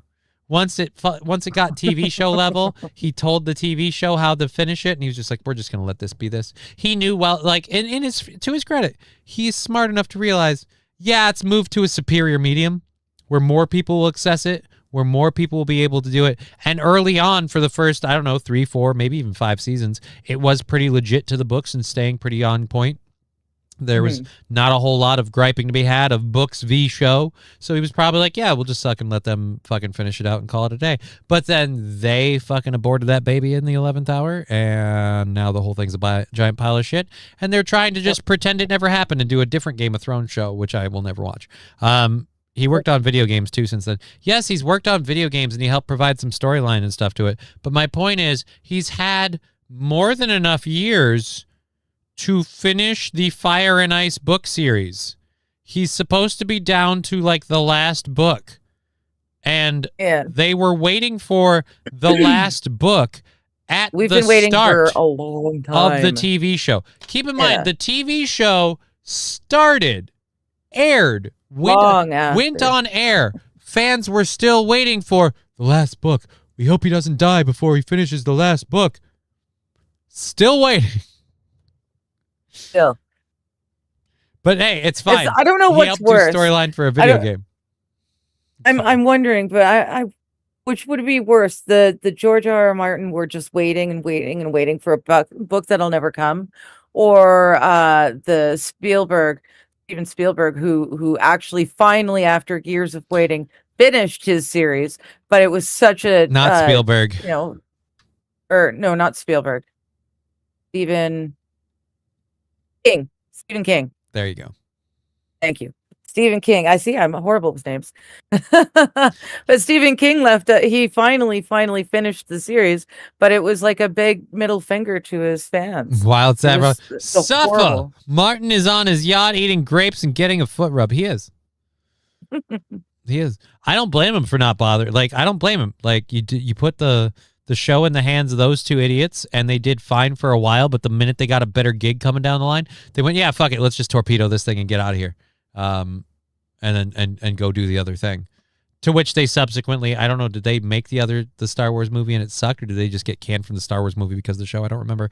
I'm still waiting on Steven Spielberg Halo movie. That was going to be great. There will never be a great Halo movie because you can't do Master Chief right, because Master Chief is 3 different people. Master Chief is the voice actor, Master Chief is the body actor, and then Master Chief is the video game company that put those two together. So, I mean, I count that as a one. But, like, you're not going to be able, unless it was completely, like, CGI. They tried doing a Halo show, and it was kind of, and that's the other thing, too. This is something I learned going back on Halo. Halo itself doesn't stick to its own lore. The Halo lore that they establish in Halo 1 gets completely rewritten by the time you reach Halo 3 by the characters of the game. In Halo 1, Cortana is a shipboard AI that they can't let fall into enemy hands. Every ship apparently has one of these AIs. Fast forward to Halo 3. She's one-of-a-kind AI who had to pick a Spartan to be paired with. And she literally does her stupid monologue intro. You know, they let me pick. And it's like, no, they didn't. They didn't let you pick. He was the only Spartan on that ship in Halo 1. He was the Master Chief. He was a high-ranking Spartan, and they put her in him so he could protect her and keep her from falling into enemy hands. And then, like I said, they completely rewrite that, too, by Game 3. No. The crazy, like, almost Nazi-esque doctor lady that performed all those fucked up experiments on kids. Yeah, the ones that literally her own intelligence organization is looking for because they kind of think she's committing a few war crimes. And so they're looking for her, and she built this AI based off of her. So it's like a digital her or a daughter in a sense. And then she has to... No, none of that is true. It's all dumb. See, here's the thing, Saint Caesar. You stuck with it up to 5. I didn't even make it to 4. I went to 3, and it was like 3, the end of Master Chief. And like, you know what the end of Master Chief was? When you beat it on the super hard, ultra double skull, you're saying more swear words than you ever said at a TV before difficulty? Wake me when you need me. Oh, in other words, to be continued. What a definitive ending. Wow, what a great audience. The only thing that pissed me off more than that was Stargate Universe. Because Stargate Universe got their season cut like halfway through, and they're like, see how it all ends. And I was amped for that show, so I sat and saw how it all ends. Yeah. And it literally ends on to be continued. Yeah. How dare they? They knew it wasn't coming back. Right. How dare you do that? Again, don't tell me to see how it ends. I get that you got to get your viewers for your program, but if you're going to just fuck us over, like, see how it kind of pauses, and it'll never pick back up. Forever. Yeah. Pauses forever. Speak, girl. But anyways, but yeah, nobody cares about Halo, Saint Caesar. Just you. So this is a story we were talking about earlier, I think almost actually literally yesterday. Nigel Farage is facing some backlash or whatever. He's a member of British Parliament. He's being looked into for receiving $6 million in Bitcoin from some random dude. So people are questioning his money and everything. He said he is going to vacate his seat because members of Parliament are calling for him to vacate. But he's also going to rerun for said seat. So he's going to try and win his seat back after he vacates it. Well, there's a comedian or somebody who thinks of themselves as a comedian, and they're throwing themselves into the race against, it's a full news story, against Nigel Farage. So let's go ahead and go. I still haven't done that that hoot for all those gifted subs, so I better remember to do that here quick. You better do that, yeah. Or if I did do it, I forgot. So either way, holy mommy dearest Batman. Which one, Pablo Pachenko? About the Halo stuff? I got onto a Halo tangent because somebody else mentioned it and just just don't care. Got a new friend. An owl is staying in the empty silo room. It even said hi, says Mr. Q. That's cool. nice. You heard it? Those things fly silent, my friend. So good luck for that. Alrighty, let's go to this again. Nigel Farage, this guy, vacating his seat amidst some financial scandals, being told to vacate his seat by other members of parliament. I don't know if it's his party or what. So he's going to do it, but he's also going to rerun for it. A very baller move, by the way. Yeah, Like he's like, all right, I'll vacate my seat because y'all got problems with me getting $5 million from some random person, but I'm going to come run for it again. So if the people really want him in there, they can vote him back in if their elections are valid. All of these are incredibly big ifs. Saint Caesar, he's a cunt, to be honest. I know nothing about it, but I do know that he is now not running for his seat alone. UK's most prominent anti-immigration politician, Nigel Farage, said he was quitting Parliament in order to run again in a special election. The other major political parties have said they will not field candidates against him. But there is one who has said... So why are you making him vacate his seat if you're not going to field candidates against him? Exactly. I thought the whole point was you didn't want him there anymore. So you want to try and get him to vacate someone else up. You want to make him force a special election to win his seat back from nobody? Well, thank God some fucking loving British man stepped up to the task. So we got a real election on our hands. He will rise to the challenge. Count Binface. Count Binface! I got it. Dude, if I can vote, I'm voting Count Binface. Right? Wow. If you're not voting Count Binface, you're a cunt. If you're not voting Count Binface, You're a cunt. not only do I want Count Binface to win, I want Count Binface to attend Parliament in Count Binface costume. Yes. Count Binface is the person running. White Vader, he got my vote. Well, we don't know if he's white. We can't tell. He's Silver Vader. In fact, you know what? Let's not compare him to Vader. Obviously, it's very easy to, but let's not compare him to Vader. He is his own being. He is Count Binface. I would love it if somebody took garbage and shoved it in that hole in the front of his face. Just assuming he's a trash can. Count Binface. Count Binface, a.k.a. John Harvey, is a comedian who has been a perennial candidate with no expectation of winning in the UK's highest-profile elections. Dressed like a character in a low-budget sci-fi film, Binface brings a terrestrial approach to politics, with a mix of offbeat, sometimes hyper-local policies, such as synchronizing traffic lights on a busy street or moving a hand dryer in a pub to a more sensible location. I kind of like this. He's not here to fix problems. He's not going to promise you that the economy's going to be great. He's working at fucking shoe level where stuff can get done. No, you know that hand dryer over there? Move it to this wall. Yep. So says the government. Past rivals include former Conservative Prime Ministers Boris Johnson and Rishi Sunak, London Mayor Sadiq Khan, and most recently Andy Burnham, who may be the UK's next Prime Minister. Binface told the British media on Wednesday that his main appeal in this campaign would be, "I'm not Nigel Farage." What do you think people will really, really, really tune into with you in this election? Well, I'm not that guy. I'm not him. Yeah. Would have never guessed. Also said the lack of other candidates said more about them than it did about him. Yep.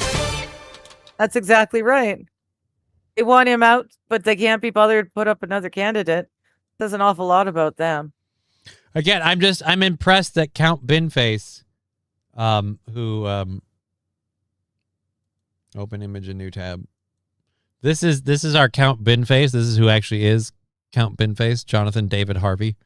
I've never heard of this person as a comedian. I've never seen anything they've done or performed, but this bit is fucking hilarious.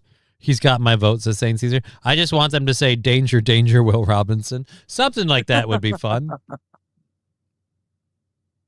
I'm trying to see if we have any other good videos about Count Binface. People complaining about that. Yeah, so I don't know. Well, heck. Oh, God, we've got him doing an interview. Fuck yes. Oh, yes, please. Right. It's only 50 seconds. I'm going to do that controlled burn I keep threatening to do while we play this. So let's get over that. Let's check up with the Rumble chat before we hit play. Hit the like button. I'm going to go ahead and say that isn't even possible. No, how? I don't want to know. I'm going to crash. I'm so uncomfortable. Yeah, don't think about it. Even a little 2-pound test monofilament is stressing me out. A whole spoon is just ridiculous. The Halo show had Master Chief as a Jewish Latino reel. I watched the Halo show. It was all right for a hot second, and then it sucked. Nigel Farage is a bankster, and this is the principled conservatism Mike Pence talks about. Okay, Randall. Thank you for those opinions. So yeah, this is the other reason why I want him to win. Dude, he's sitting on a panel with 5 other people. This guy can't even hold his shit together. Him and her are laughing. She's trying not to laugh, or she's shitting her pants. I can't tell from the pause screen. He's just like, look straight forward. Don't even acknowledge that I'm sitting next to a man with a cape and a trash can. With a cape and a trash can. And then just like some sort of weird tactical vest. I love this whole thing. Alrighty. I'm hoping he's not too funny because I'm about to do a controlled burn. But at the same rate, this is an entertainment show, so I hope he's funny. Let's go. He's already got St. Caesar's vote. I can't vote in this election. You'd have mine. Serious times. Why don't you bin off the bin on Newsnight now? We know that your name is John, and we know really a lot about you. Isn't this time for serious times to bin off the bin? Oh, here we go. I mean, has anyone here seen Return of the Jedi? Nobody wants to know what's underneath a recyclone. It's disgusting. It's absolutely... No one wants to know what's under the recycling. Nobody wants to see my face. I love that he's going, nobody wants to see my face. Let's be very, very clear. I already know what my character appeal is. The fact that I'm willing to do this. So eat a dick, Bob. Deputrifying. No. If you want to be serious with me, I'll tell you. You want to talk to Count Binface, and then you get me on Newsnight, and you start trying to deconstruct a character. I would say, what are we doing here on a program which used to construct proper investigative journalism, and now is a souped-up podcast, Paddy? Well, I mean, it's... Dude, he's slinging bombs on him. Dude, I'm liking this dude. Wow. You know what? Like, I was like, I'm in favor of Count Binface because of the costume. No. He's fucking punching back. I think, like, honestly, we could all do better if our governments had a little Count Binface. This podcast is where people want to know about transparency. And this is the point. You're not transparent, and that's the criticism being made of Nigel Farage. What do you mean not transparent? Like, no offense. Knows who he is. No offense. As I just showed, it's pretty easy to find a picture of the guy. Like you said, we know your name is fuck, I forgot what his name is, but like, we know your name. We've seen pictures of you. Why not? This is a serious time. Like, Fuck off. It is a serious time. And the fact that he's in the running should tell you about the joke that is your parliament. Thank you, St. Caesar. And so, yeah, it's pretty fucking funny. Like, this is a serious time. Ditch the bin. Like, no. The fact that he's in the running. You know what? You want a serious candidate? Ask the other major parties why they couldn't find one. They couldn't find one, yes. Everybody's demanding this stupid election. Like, no offense, this is a serious time. People don't trust him. People don't think he's transparent enough. Right, but you're forcing him to run for his seat again, and nobody's running against him. So... No offense, this whole thing's a joke. So welcome fucking Count Binface. I'll love it, dude. I will love it if he loses to Count Binface. That's how everybody wins. One, I'm going to be up front here. Count Binface doesn't want to win the election. Count Binface is a character. He doesn't want to actually be in charge. So I want to see the actor or whatever you want to call him, comedian behind this. I want to see his face, like his real face. We're like, hey, so now you're a member of parliament and you've got a new full-time job to attend to. Wait, what? Yeah, you won the election. Are you fucking shit? I'm not supposed to win the election. Yep. But How the hell did I win? I got comedy gig. No, not anymore. You are now in charge.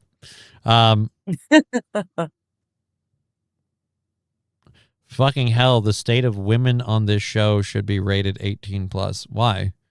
Because the ladies are old and saggy? I don't know. Sometimes, Saint Caesar, you say stuff. Who are the other guests here on the Kino Casino, says Rusty Grammar. You're not far off, actually. Wild Saffron saying Count Binface, or Wild Saffron saying Count Binface says, "This is your circus. I am but a mere clown." See Ashton and Worski. I do too. That's not with these very two? far off. Yeah.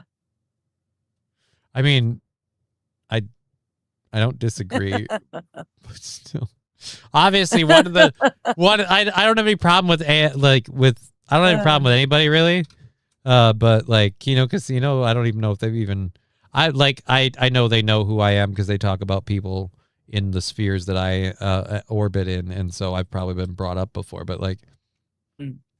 I don't think they've ever even said a bad word about me that I know of, nor do I really care if they did. But I don't have any issue with them, so I wasn't going to say it. Like, y'all are dicks. Serious times. Why don't you bin off the bin on Newsnight now? We know that your name is John, and we know really a lot about you. Isn't this time for serious times? All right, so we did do the whole thing. Shit. Darn. I see Bill Gates and Mama Mabel. Yeah, I'd love to hear more from Binface. Yeah. I'm going to scroll through these Twitter links to see if we can. Oh God. This is just a somebody photoshopped Daft Punk and Binface in together, unless they actually posed for this photo, which would be even cooler. If Count Binface got to hang out with Daft Punk and they posed for a photo, that would be the coolest thing in the fucking world. I am really weirdly a fan of Count Binface. I'm going to be honest. PPP does favor floral parents. All right. I have one question of the candidate. Has Binface ever been skipped over on trash day?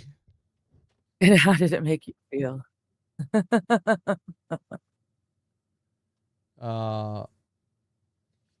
Count Binface is an anti-British Labour-supporting BBC writer called Jonathan David Harvey.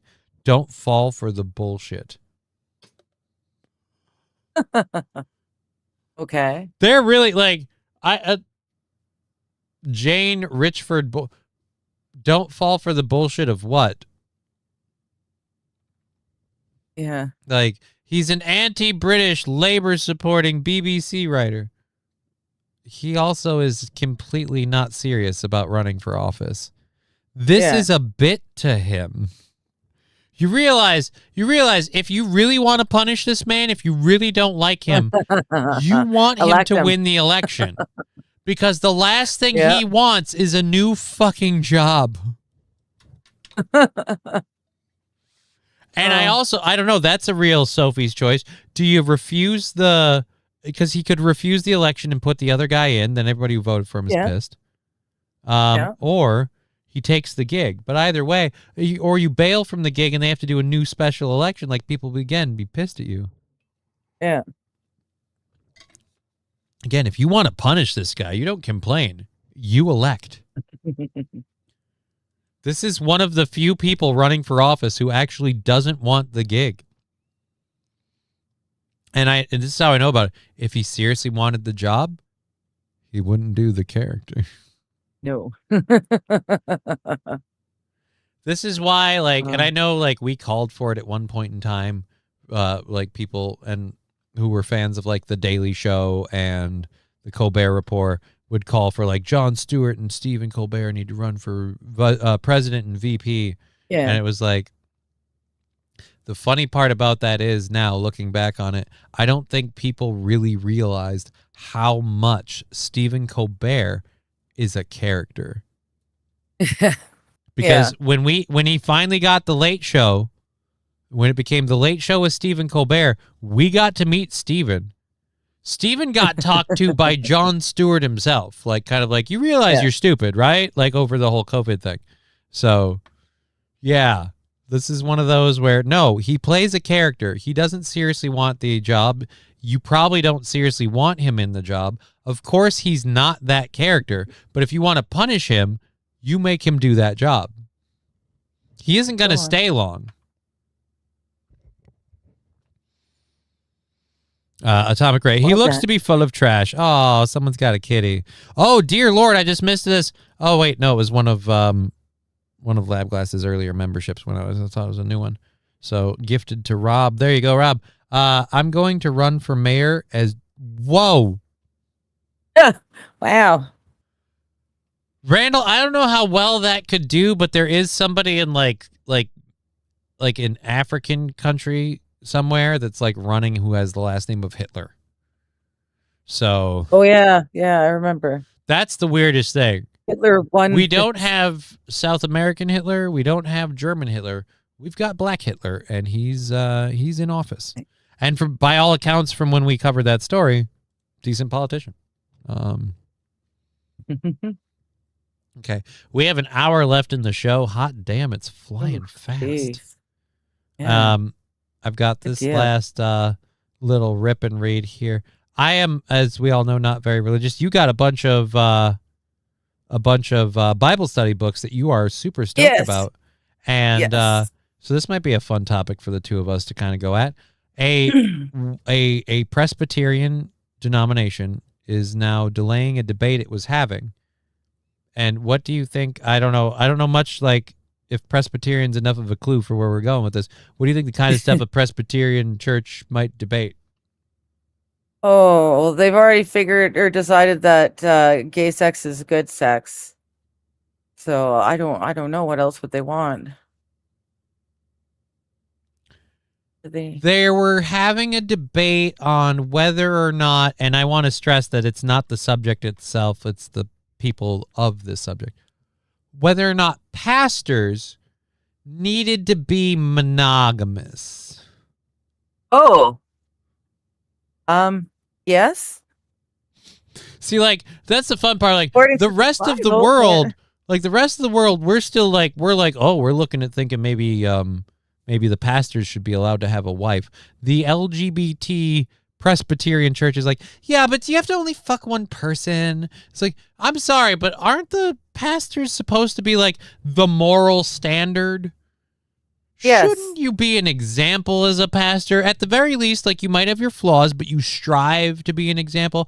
I feel like if you can't limit it to just one person as your sexual partner, you don't have the right to be any arbiter of morality. Yeah. Like, before we discuss your gender identity, your sexual whatever, if you can't just be like, no, one person, if you are that insatiable, I'm sorry, that's a problem. And if you're a dude who's a womanizer, still should not be a pastor. Like, oh, I've got my girlfriend, but I fuck all these other people on the side. Yeah, you shouldn't be leading the sermon, Tim. Like, that's done. MSO. Hey, MSO. Welcome to the show. Classic example of doctrines of devils. Yeah, it's just like, and this is another thing I keep always saying, like, stop being stereotyped. Like, does nobody in your circle have the self-awareness to go, guys, people keep saying we're sexual deviants who can't keep it in our pants and there's something deeply wrong with us. Maybe just by publicly having this debate on whether or not our pastors should have to keep it down to just one person at a time. Oh no. Oh. Maybe that might, I don't know, further perpetuate this idea that some people have about sexual deviancy. Well, Jesus Christ, Frank, where would anyone get that idea? Now shut up and get up and put this dick in my mouth. Tim's about to come in my ass. Okay, now you're making me feel uncomfortable. First the spoon and now this. Oh goodness. It's just This no. is I'm supposed to be sorry. a church. That's right. It's supposed to be good, Right. and clean, and pure, and moralistic. I know, and the people in the chat, let's kind of, they might be complaining solely about like sexual orientations, whatever. That's forest through the trees bullshit. Fucking swipe that shit to the side. It is toe level crap. And I don't mean that the way that sounds, actually, because I work on the Steel Tour show. I mean that like literally level of height off the ground. It is toe level. That is nothing. That's not even ankle deep. Like the big part here is I don't care how you sexually identify, what your proclivities are, where your gender orientation lies. You're telling me the religious moral arbiter can't keep it down to just one person at a time, and we need to have a debate about it like that.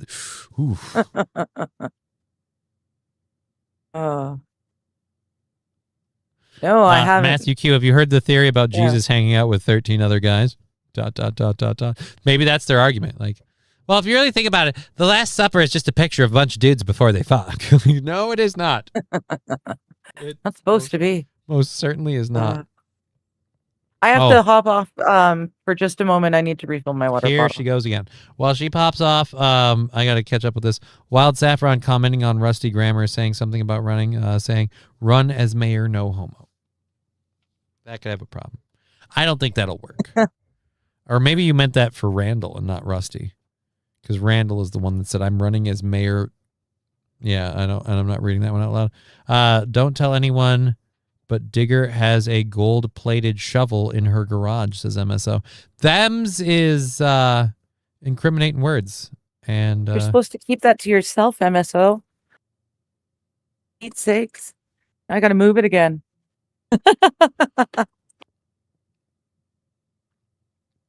At any rate, so have you heard the theory about, fuck, I'm screwed up on chats and I just went all the way.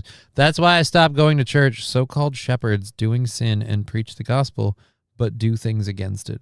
I mean, there's, and this is why I'm saying this as a person outside of religion. I don't have an official religion. I'm not baptized, any of that stuff.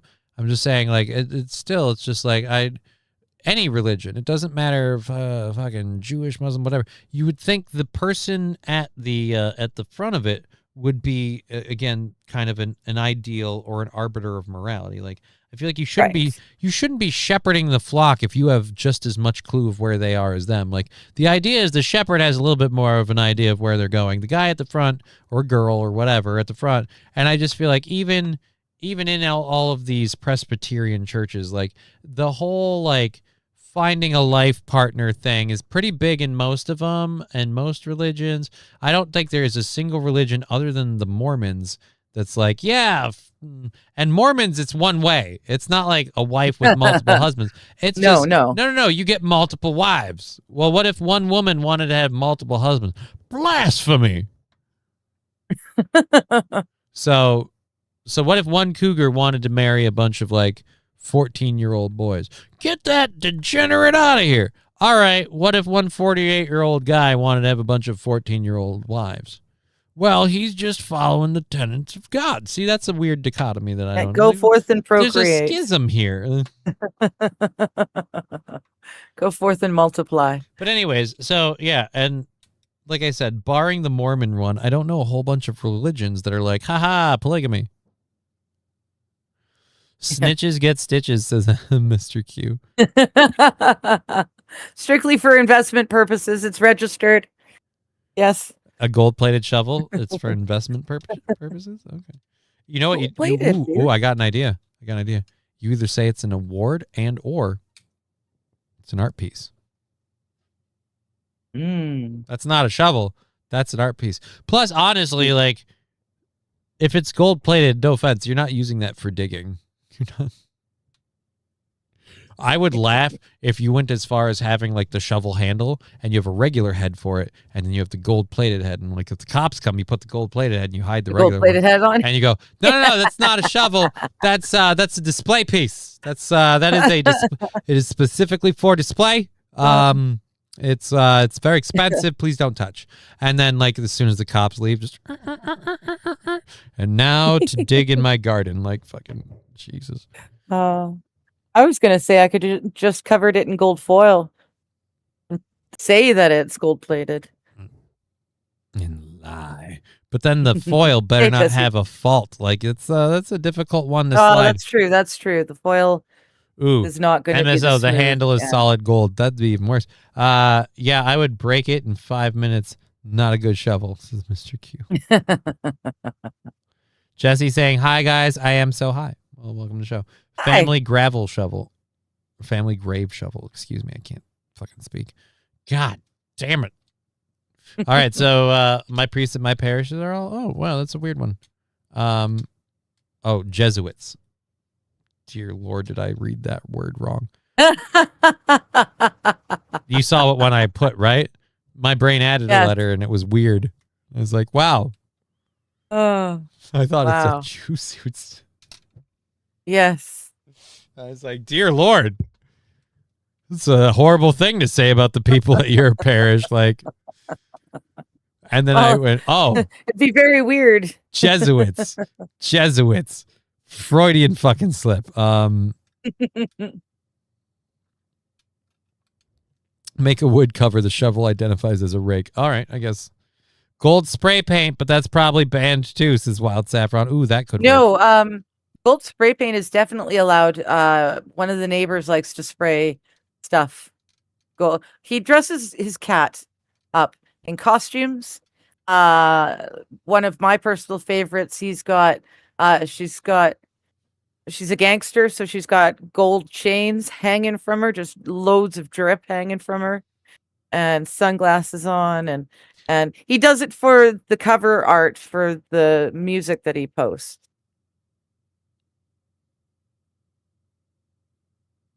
Constantly spraying stuff gold to make it look like he's got a grenade that's been sprayed gold. He's got a gun. Both the grenade and the gun are fake, obviously.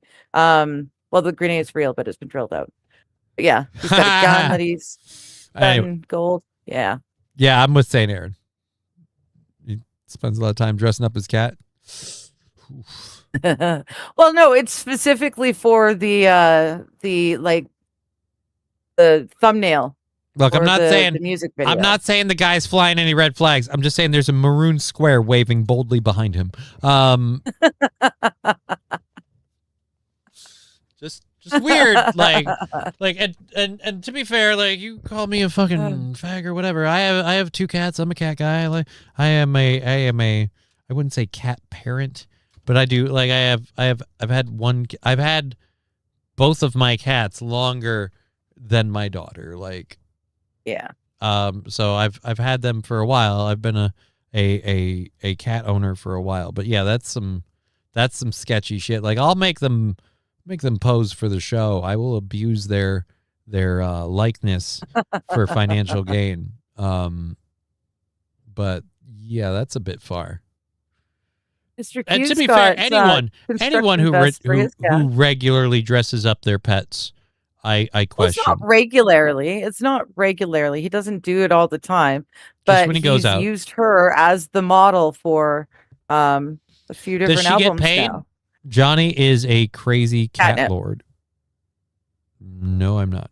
I have one cat that used to be the most antisocial cat to everybody but me. And we were buds, and now he's learned that I do a lot of stuff, and I, for a while, started working and doing a lot of stuff, and he just went, yeah, no, so I have to make other friends because you're never fucking here. And then, yeah, now we have the whole, like, I sit on the couch, and he just looks at me and goes, yeah, pet me. But he is an old kitty.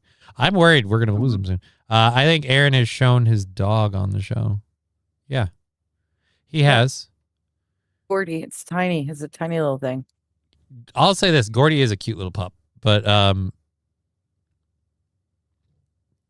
know, just kind of think it's lame want a little toy dog. But either way, fucking more power to you. I love cats. What do you want from me? First pooch. Oh yeah, I nearly said that wrong. So what? Purse pooch. He's a purse pooch. dog. He's a purse Yeah. pooch. So he's a Paris Hilton purse pooch. Yes. All right. Hey, Jelly. One cat. What's next? 2, 3, 4, 5. Two. There's 4 in this house, but 2 of them aren't mine. I only have the 2 cats. I have the 2 cats, and the only reason I say I have 2 cats is because one of the cats is mine entirely. Like, he's a feral rescue who loses his shit if I'm his security blanket. If he doesn't get to hang out with me several times a day, he gets antsy. And then there's another cat who can't stomach not being around my cat. So I consider 2 cats to be mine in the sense that if I can fucking get this shit figured out and I'm out of here, I have to bring 2 cats with me. So yeah, I will have 0 cats after those 2 are no longer my cats. If something happens to my cat before I can get an apartment, which hopefully isn't the case, then I would probably leave that other cat here because she has family here, kind of thing. Cats have social groups, so I wouldn't want to break hers up. But I would not do that if they're both kicking. Then I'd bring them both, figure it out. But after they're gone, like, I am not getting more cats. I owned 2, and that's my limit. My security blanket is heat reflective and fire retardant.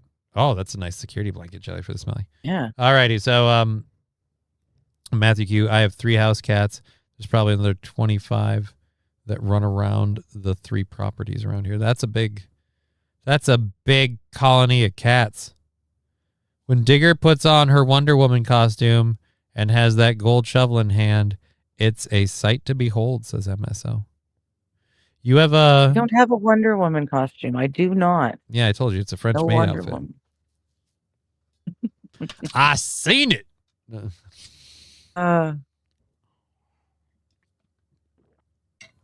Anyways. If it wasn't for cows and tractors, the cat population would be more. I suppose coyotes too. That none of that makes me happy. I didn't need to hear any of that. Those are very true things. That's outdoor cats. Yeah, dude. Out, you know. Yeah, that's still that fucking makes me sad. Oh.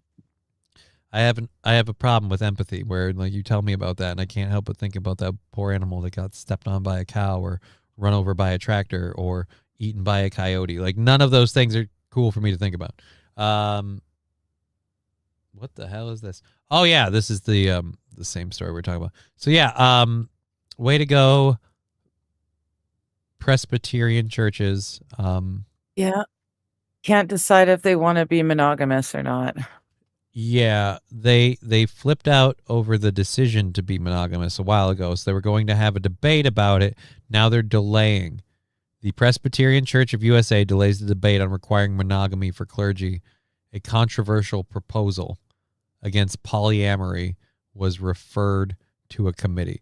Again, it's the controversial. Polyamory is against the Bible. How are they Christians? Again, this is my thing. It's like, I know that, like, people are like, I know religious people are like, this is them trying to pervert the word of God and everything. I'm just, again, as somebody who's not religious on the outside looking in, to me, I don't even see how that's the case. Like, if you guys believe the word of God, you'd go, this is fucking bullshit. Tis known, Khaleesi. Jesus wants you to have one wife. Like, it's not a big, like, fucking revelation. This has kind of been the status quo until one guy who was committing check fraud went, no, Jesus is in America, and when you die, you get your own planet, put on your magical underwear, and have 8 wives. Like, except for that one weird wackadoo dude, everybody else. Like, here's the other thing. Scientology doesn't even promote, like, polygamy or anything like that. Scientology encourages you to be together and to both snitch on each other. Well, yes, but they also don't necessarily encourage the gay. They well, that's because like that. That's because gay people are just overloaded with thetans. Get over here and give me some thetans, you silly queer. Like that's that's what that is. I see. I hadn't realized they were so full of thetans. They're just chock full of thetans.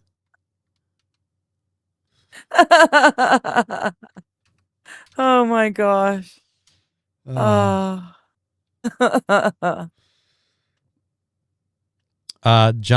Joseph Smith was a 33rd degree Mason. Is that impressive? We discussed that. Is that high or low? Is it hard to get into 33rd That's degree? the highest. That's Okay. the highest of the high. Like 33rd is only given to people who have done something extraordinary for I did not the know. Masonic family. I did not know about the Masonic part, but I did know this before becoming before purveying the Mormon religion. Joseph Smith was guilty of check fraud and had repeatedly, had the words with Jesus, but it was never the same conversation. Like, they keep telling me the same thing, but this time the same thing was different. So it was one of those, even back then, I'm like, how did you guys fall for this? Right? So I wondered about that one too. Rusty Grammar, Scientology isn't a religion, it's a cult. Oh yeah, totally. But it parades itself out around as a religion, and it's wackadoo as fuck. And I'm saying even those people aren't like, it's really hard to keep it in my pants to just one person. Yeah. But by the way, I'm your able to pastor. talk a lot about. Yeah. I need to be able to preach to you and fuck multiple men each weekend. Like this, and this is the other thing. Like again, I'm thinking about the Presbyterian church, and I'm like, what do you guys have sermons about? Because aren't sermons supposed to be like talking about moral sins and moral things like that? Might be relevant to the world we live in, or just whatever. And then like moving on, like you guys can't, because it's like, and today we discuss like this, that, or the other. Like here's the sermon. Like it's like, yeah, but you can't be like, oh, but How much? excess is bad, and here's how we're going to talk about that. Yeah, excess is bad until it comes in tits or dick form. And now all of a sudden you just can't get enough and it's fine. Like, no. Again, I'm not saying you can't be LGBTQ and not be polyamorous or whatever. I'm just saying if you're the person in charge, you really shouldn't be. And if you have that problem, you shouldn't be the person in charge. Because no offense, I feel like someone who needs to constantly have sex with multiple people might have a bit of an issue. What? Yeah. You may have an issue. Yeah. Like it's one thing if it's like a foursome happened this one time and I was just there and it happened and I was part of it. That's like one thing. But again, this idea like, no, as a priest or a pastor, like, no, at that point, that part of your life should be over when you reach the pastor level. Yeah. Like for me, that's like you're young, dumb, full of cum and in your 20s. Like that's that moment. Then you saw God and became a pastor, and you didn't Not even saw God. You sinned no more. I don't even go that far. Then gravity did its horrible voodoo on your body, and you realized you shouldn't be sharing this with anyone. But if you are going to share it, you should limit it to just one victim. And so... And so now we got to stop. All right. Entry level masonry is just a men's club. It's very normie friendly, but gets darker as you go higher. Yeah. So there's stairs. Well, I'm out. Okay. I actually did a series with a buddy of mine, Mighty Meat. We covered masonry and all of the darkness that goes into it. It's they're quite an interesting. But you group gotta of admit, people. the buildings look amazing. Like, those masons. If you put like together. super gothic, the bricklaying, like fucking. I was discussing structural. Then they are masons, so you gotta at least pretend to know what they're doing when they're laying brick. Oh, I'll lay some brick. I gotta throw out see if I gotta throw out any thank yous here just to make sure I don't miss anybody. Looks like we're good though. Still haven't seen Los Federales. I was hoping he'd jump in today. Los Federales, our sponsor for this week, got an extra week of his sponsorship because we extended the Fun to Me show to today. And we are doing that tomorrow to do the new studio sponsor. But yes, one last time, Los Federales Bathhouse and Creamery.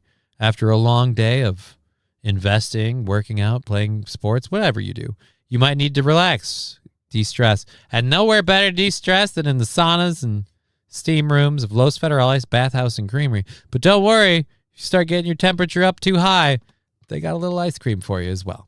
Los Federales Bathhouse and Creamery. I like the little go-karts at the parade. Yeah. Oh, little Yeah, Fez although I hat don't wearing think people? those aren't Masons. Those are with the go-karts and the Fez. Boomer Bob Show, 14th Amendment Can't says remember. drop a baby here, it gets food stamps. I mean, it kind of does with the way the Supreme Court ruled, but I kind of really agree with the dissension opinion that really says, like, if you look at the writings of Frederick Douglass and others, it was mostly about dealing with a community of people that were imported as farm equipment and were now suddenly seen as people, and we kind of had to figure out what to do. They've been here generation on generation, so they really can't go home because don't know nobody back there, and it's going to be an expensive ordeal to move them, so we need to make them and give them rights of natural citizenship. And there's one word that keeps including in both the 14th Amendment and that dissension opinion, the word domicile, the idea that you've been here, you've lived here, you were born here, and you've been here your whole life, and and your parents were born here, and they've been here their whole life. Like, you don't have a family line to go back to. You don't have a native land to go back to. You don't have a secondary allegiance. And that's vastly different from, well, it really sucks here in South America, so she's 8 months pregnant. We're going to hop over the border when she pops, and then have her pop. Like, it's just slightly different. So, yeah, the Shriners. That's what they're called. Shriners. Thank you, guys. I always call them the You Fez hat telling me. people. They're wearing the Fez hat people. We tried. We gave them the beer. We paid the French for it. I don't know, man. There's no more investing, Johnny. This is a casino. What do you mean investing? Who are we investing in? Who's a casino? I'm not a casino. I don't know. So either way, I don't know why my phone is being fuzzy. That's not important. I'll switch over and check these two. Yeah, if it's not these two, I don't care. These two apps can bother me all day long today. The rest of you, other apps on my phone, can go eat a dick. Oh, I really need to do that. Okay. Good. Boomer Bob Show is saying, did you know for about $600,000 for an investment, you can have an Orlando Cat Cafe franchise. Sell overpriced coffee to people who want to sit in cat hair to drink it. I've never heard of an Orlando Cat Cafe. I'm assuming it's kind of like the Japanese cat restaurant. That's not a horrible idea, though, to me. I just don't know how you It's get. not the worst I don't know thing how for you me. get that. I don't know how you get that by, dude. That would fill. Ooh, we got to find a building that has like a elevator and an upstairs, and then you can do the cat cafe downstairs, and we can live above it, and you can have that living above a bar dream you wanted. The elevator can go all the way to the roof, and that can be our own private patio. Nice. We just go out on the roof and crack a beer and light a fire and have a fucking good time. Fire on the roof, not such a good idea. Everything else I'm all for. Why not a fire on the roof? It'd be a fire pit. It sits off the ground. Okay. Like my fire pit, dude. My fire pit's the tits. It's a big sized fire pit. It's got a fucking like table thing around the sides of it, right? It's got a grill plate that swivels over it, and it sits easily this fucking far off the ground. It's got legs. Oh, okay. And a footrest. As long as we put it on top of something. It's got a hole drilled into it in the center on the bottom, and it's got cross beams that allow cold air to come up and in and come under the coals to help it keep burning and burn well. Nice. It's a badass fire pit. I would assume an Orlando Cat Cafe meant a different kind of cat. So what kind of hair, says Matthew Q? Cat hair. It'll be Cat hair. domestic short hair. I don't want any long furry cats. Only problem I have with that idea is we'd probably have to take on more cats. 4 wouldn't be enough. Plus, my two wouldn't be social. I don't know about your two. We need cats that are social with like random people coming in and be like, hey, what's up?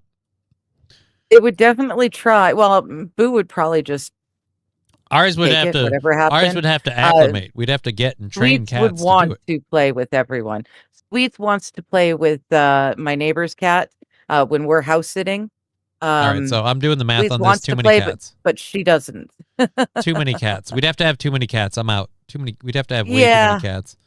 Yeah, I'm not that's a lot of litter boxes you have to empty every day. That's Right? That's a bit much. The idea is novel and it sounds cute at first, but yeah, once I started literally my brain crunching the numbers on the math, I'm like, fuck that noise. Yeah. Oh, Boomer Bob Besides, Show we want to sending the live link. over bar. Thank you for sending the link.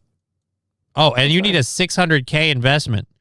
Oh yeah. So do you have? Can you hear me? That Yeah. No, I spaced out over the numbers. the But numbers. yeah. Oh, okay. You need $600,000. File that on Never Gonna Happen, even if I wanted to. That's just fucking crazy. Anyhow, No, It that's is not actually free. considered lucky, Boomer Bob Show. He says, if I get a hair in my coffee, is it free? No, that's like a good luck thing. that's and plus Every 10 hairs found in your coffee, you get one free. here's what if we ran that. Here's what I say to somebody like, "Hey, I found a hair in my coffee. You came to a coffee bar that has cats. This is what you wanted. That's it." I mean, no offense. I know dogs shed. Nothing sheds like a fucking cat. And I'm saying that as someone who grew up owning a collie. Nothing sheds like a fucking cat. Alucard has two speeds, normal and shedding season. Normal, you pet him. Oh, that's a little clump of hair. Shedding season, you pet him and you're wearing a glove. Yes. Like when it's season change and he's shedding his coat, you pet him and you go one gentle swipe and just, holy crap, now my hand's hairy. Look like I've been jerking off all day. Step on a fireball, you win a free cup. Or fur ball, you win a free cup. No. No, because that would incentivize people to step on the cats. We That'd don't be a want bad that. deal.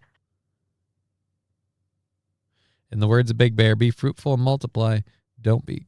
Oh. I didn't know those. I'm not reading that out loud. So you get hairs in the coffee punch card? No. Why would you do that? Again, Well, no, you came to a coffee house with cats. Like You're gonna this is expect. weird. Yeah. This is like you want a punch card because you came to a pizzeria and you ordered a pizza. Like, I mean, you could just get a punch card for coffee at that point. Well, it would be a punch card for coffee, but that would be the gag. It would But be no, but I'm just saying, like, even a piece of hair that you're clipping. I'm saying cut out Like the middleman and just get every time you buy a cup, they punch the card. Because spoiler alert, you're having coffee in a coffee bar with multiple cats just hanging out being sociable. There's gonna be hair in your fucking coffee. That's why I said at the start of this whole thing, I like, oh, that sounds awesome, but I bet you in Minnesota it wouldn't pass because it wouldn't be food safe. Because there's no way they're gonna let you make, prepare, and serve food around free floating fur. No, you can't. Can I bring my There will emotional be- support pit bull into the cat cafe? There would be signs on the door, I'm fairly certain, to be like, warning, cats inside, no dogs allowed, no animals allowed, No, you live can't be on the cats table with it. inside. There's two reasons why you couldn't do it. Like, you couldn't risk somebody bringing in their little tiny pooch and the cats kill it, and you couldn't let somebody bring in their dog. So you have to have it in giant blazing letters. No animals allowed. We already brought them. Hey, we've got the animals. You don't need to. Oh, dear. And Wild Sapper Yeah, says, get off the how table." much for cat piss half calf? There you go. You can sell your cat piss coffee at the cat bar. There we go. At the Yes. cat bar. Dur-dur-dur. Serving coffee at the cat bar. I like that. Yeah, you're welcome. Oh, we have to brush the horses daily. Almost as bad. That's surprising. I'll say that. That is surprising. Horses shed Yes. almost as bad? That is surprising. Only thing I know about horses, because I've never grown up around them. I've only been around living live horses, I think, twice in my life. And one of those times was at the Ren Fair when we were getting our daughter to get a picture with a little tiny toy horse. They dressed up with a unicorn bridle. Like, just talk about missing the forest through the trees. We're like, look at this horse. Feed it some hay. Isn't this a cute little horse? She's just holding the hay and like, yay, look, I got hay. And we're like, there's a little. She's like, yeah, I don't give a shit. Want to? Hey, sometimes hay is better. It's more entertaining. Fast forward like 4 years later to now, and now she cannot get enough of my cats, and she's like, I want Tegra to love me, and I'm like, you've got to give her space. Tegra has to choose to love you and feel like it's her idea. It's a whole mind game. But when you win, you get Tegra Snuggles. Is this cafe next to a Chinese restaurant? No, because then one of us would be out of business fairly quickly. Either they'd run out of food or we'd run out of cats. Or we run out of food or we run out of cats. They run out of food. Both businesses are done. So it's not going to work. Coffee shops are all run by liberal white women. They charge you $4 to $5 for a black coffee, $8 for a one. I can get 2 pounds of beans for $20, like 90 cups of coffee, and my bean grinder doesn't expect a tip, says Rusty Kramer. Yep. Here's what I'm going to say, though. Like, I'm a fancy bitch with my coffee, and so that's the problem. Like, I'm not saying I couldn't make the cup of coffee that I really enjoy at home.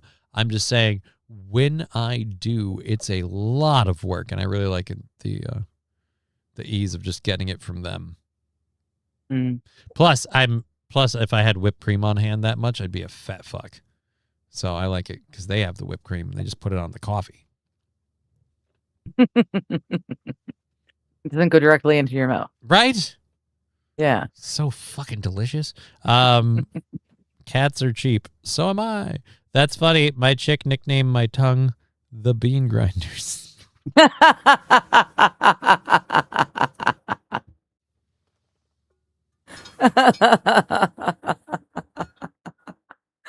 Oh my. I don't think that's the same. Digger nicknamed my tongue the ringer because when I go down on her it sounds like this.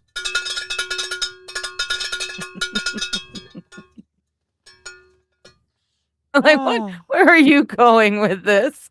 I should have known.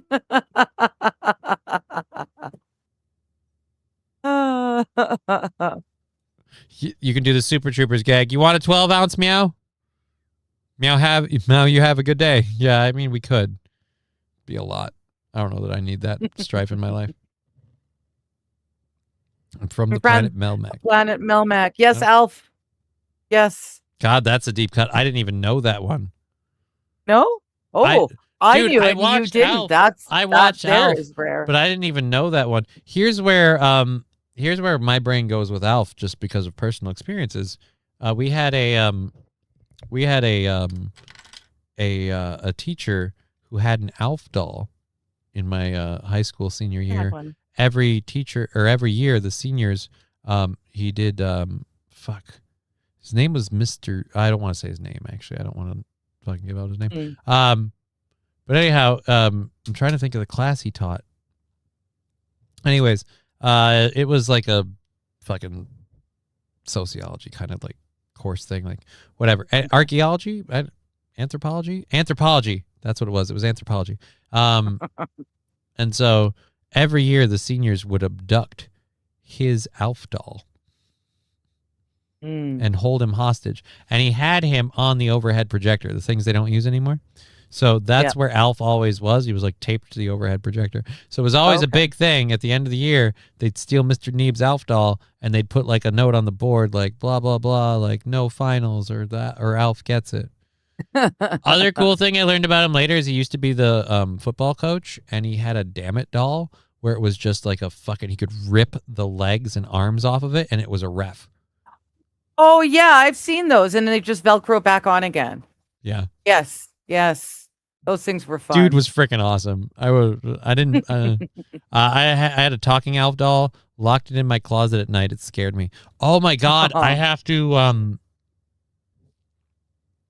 have to ask what happened to it. If it's still in her possessions. My sister had a mother goose hen with a tape player in it. Oh. It still works. Creepy. I mean, I had a teddy Ruxpin. Right. This is a mother goose hen that can hold books. And if you get books with the tapes, she will it'll play the book. And it'll turn and talk. And so what I really, really want to do is I want to get that. And I need to find like a Metallica Black Album cassette tape. And I want to put the cassette tape in there. I want to see Mother Goose be like, Master, where's the dreams that I've been after? Like, woo. Wouldn't that be fun? Metal Goose. It's Mother Metal Goose. I'm for this. You know what? Fuck it. I'm calling my mom after the show, and I'm gonna ask her because she put away all of her stuff. I'm gonna be like, hey, did you see a giant white goose? And if so, did you see a giant white goose with a cassette player in its chest? Like, because if you did, I got a couple questions to ask. Let's see. I watched the Alf show. Blah blah blah. Thank God I have beer in this heat. I gotta say it's warm, but not too bad. And I'm in the basement right now, so I'm fabulous. It was great out this morning when I listened to Metallica on the Teddy Ruxpin doll. Think I broke it. Oh. Mein Kampf for the Mother Goose to read. That would be a good one. I don't think they make that an audiobook on cassette tape. Oh, I don't know. I'm pretty sure in this day and age, someone somewhere has put it onto an audiobook. I mean, on cassette. Probably not tape, on cassette. Yeah, right? yeah. I'm sorry. Probably not on cassette, but yeah. I'm sure if you're a nutbag and you want to go download it, like you can find it. But I need to. Everything I need has to be on audio tape. So I want.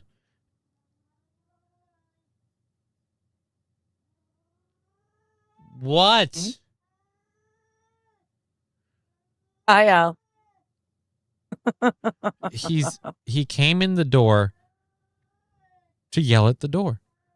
My cat is going senile. My elderly cat is going senile. I don't know whose attention he wants up there, but he's not going to stop.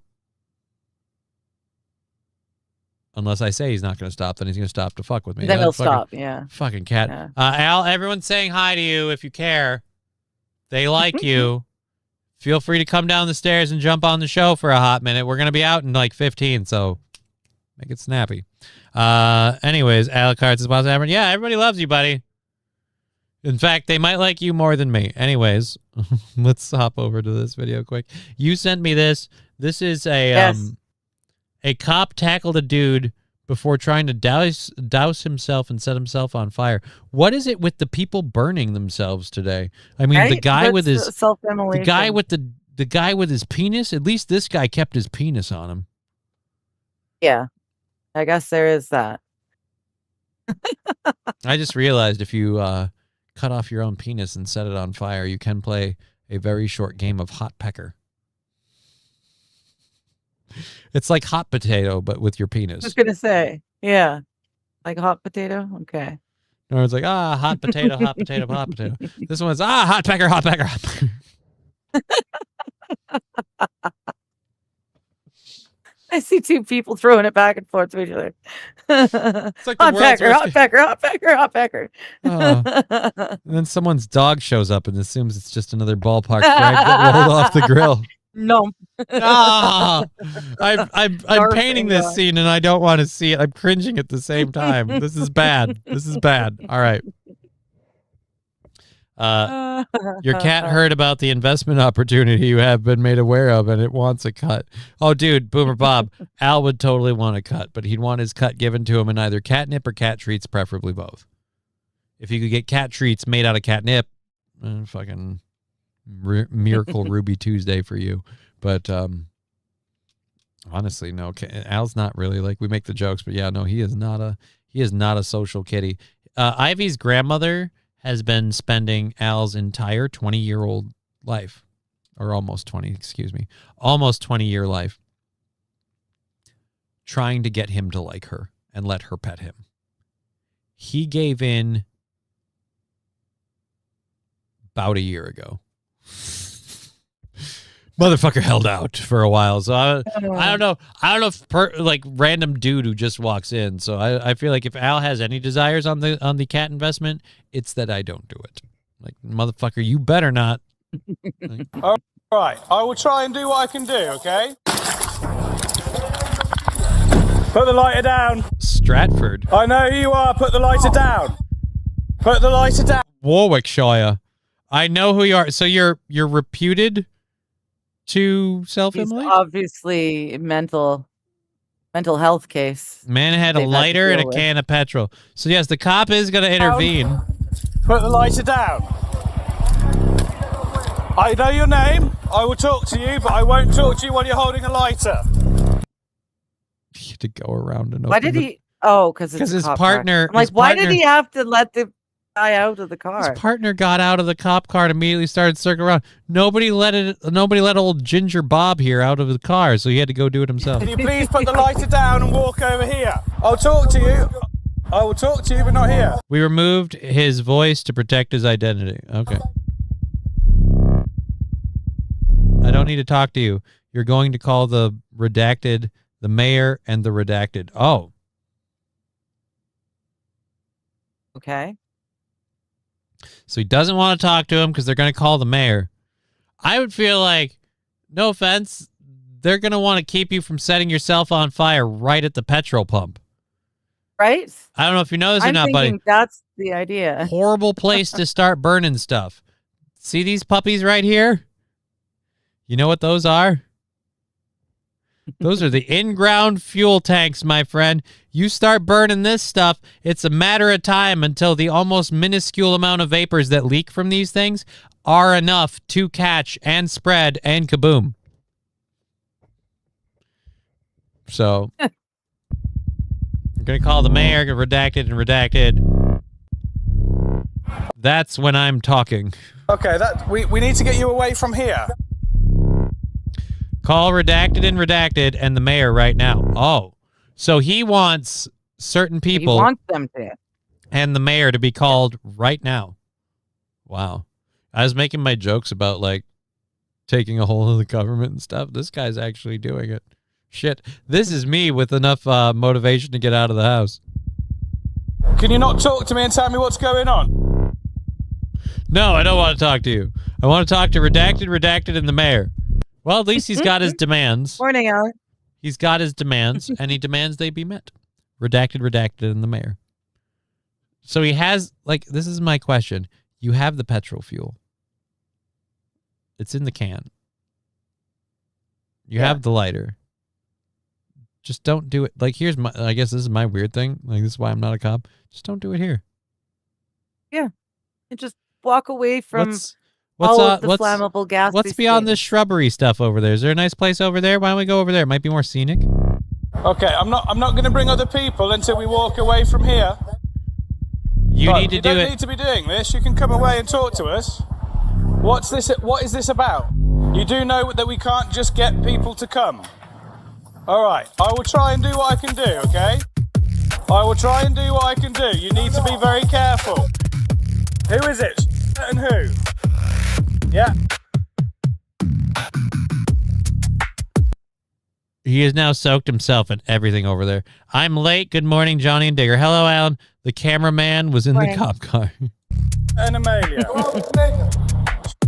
Okay. And Amelia. Is there anything I can reasonably do or say to change your mind from you standing here right now if we can try and get those things sorted? If you can get those, I will change my mind. But the jerry can, it doesn't leave my side. There you are, take your jerry can.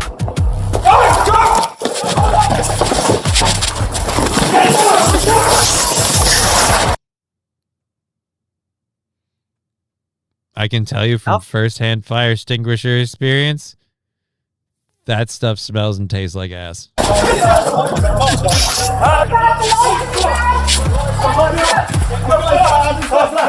And they got his entire face. You all right? Yeah.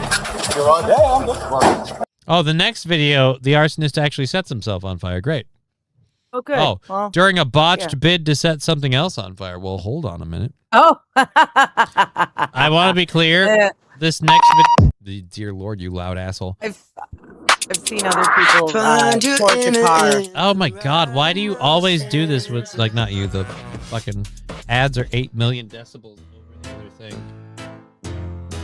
All right. You gotta I don't share know. it with the people. I'm going to. Hold on. Oh, okay. Okay. I completely forgot that they couldn't see. I was getting it queued and was gonna, like, we're gonna get into the thing. We're also like 12 minutes from being done completely, so we'll probably do this. We have the bukkake. Yeah, dude, fucking dude just got a fucking mouthful of that shit. Like, I gotta wonder if that's actually, because like for me it was like splatter for the smell and the taste. Like, oh, it tastes like, oh, it smelled a little bit like, because what happened was I used to work at a gas station when I was a teenager, and somebody threw like a cigarette butt or something into the garbage can and it started smoking. Oh. And so this guy comes in and he looked like Santa Claus in the summer wearing sweat shorts and a t-shirt that's heavily stained, like fat old. And he walks in and he stands in line. And this is when we were very busy this day. There's lines like all the way around was a center, like checkout kiosk between the two doors. And so there's lines on both sides, and this big long line. Guy gets in, is just waiting in line just the whole time. Gets up to the register, doesn't have a single thing to purchase, which shocks me. And I go, how can I help you? And he goes, oh, I just thought you should know. There's a fire in between the pumps out there. And then he walks out. And I'm like, my brain is immediately like, you thought waiting a good 10 to 12 minutes to be like, hey, there's a fire between the gasoline pumps? Holy crap. So then what happens is me and my other friend David were working that day. David slams the emergency stop button. Immediately, all pumps immediately stop and seize shut. And what I learned at that point, when you slam the emergency stop button, a pager notice goes out to the district manager and the store manager. So we got in a little bit of trouble for that because we overreacted. We both abandoned the cash register. And this is back in the day in Minnesota, like late 2000s. You could still do this and people wouldn't just be like, oh, I'm just taking stuff and leaving. But we got yelled at for that too. We ran out to the fucking to the pumps. I ran to the back room, opened it quick and grabbed the fire extinguisher. And I'm running out with David, and David's like, Johnny, what the fuck are you doing running off to grab the fire extinguisher? And I go, what are you going to put it out with, David? Your hopes and dreams? And he runs up to the thing. He's trying to get the coin because it's one of those stupid things, the coin into the slot so you can turn it and open it. Eventually, he and I just both give up. We just rip the fucker off. And then he's trying to pull the metal trash bin out, and I just stick the hose into the thing and it goes and it gets both of us, but it got me and I'm like, oh, like smell and face. He was coated from head to toe with blowback and it was just bad. It turns out the fire wasn't that bad. Like, I don't know if it would have really been a huge deal, but needless to say, like, oh shit, someone's saying 220. Fuck. It's 220. Yes. Oh, I missed it. Fuck. Oh my goodness. Just a slight overreaction. So yeah, our manager couldn't be mad at us because on the one hand, like, we were trying to prevent the gas station from blowing up. Yeah. On the other hand, like, could have been more chill about it. Yeah. Ironically enough, could have been chill as the guy who only came in the store to tell us, hey, there's a fire between your gas pumps. Yeah. Oh man. Yeah. Yes, So, it's somewhere in between those two. fine line to walk, Better. you know, fine line to walk, but we could have, and it would have been better. Oh, you want to know the others? You want to know the other scary fact I learned that day? I worked at a gas station that was next to an overpass just off of a highway. I know, weird. Those almost never happen.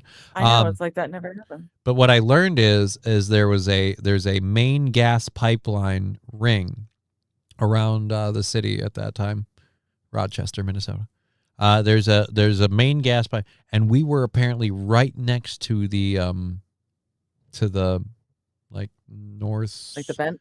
like northeast, northwest line. But the line goes through the overpass into the stuff on the other side of the highway.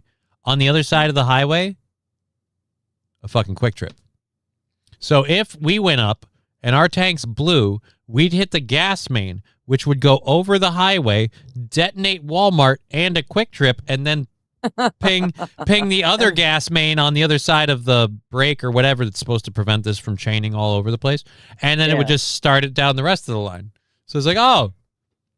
So we'd take out a solid chunk of real estate if we let the gas station blow up. So that being said, let's play this last video. We didn't even try to find this, but apparently a good-natured arsonist just wants to set fire to somebody's Christmas tree. Oh, no. He threw the bottle of explosive stuff and then stood in the blast radius. Yeah. He lit himself on fire.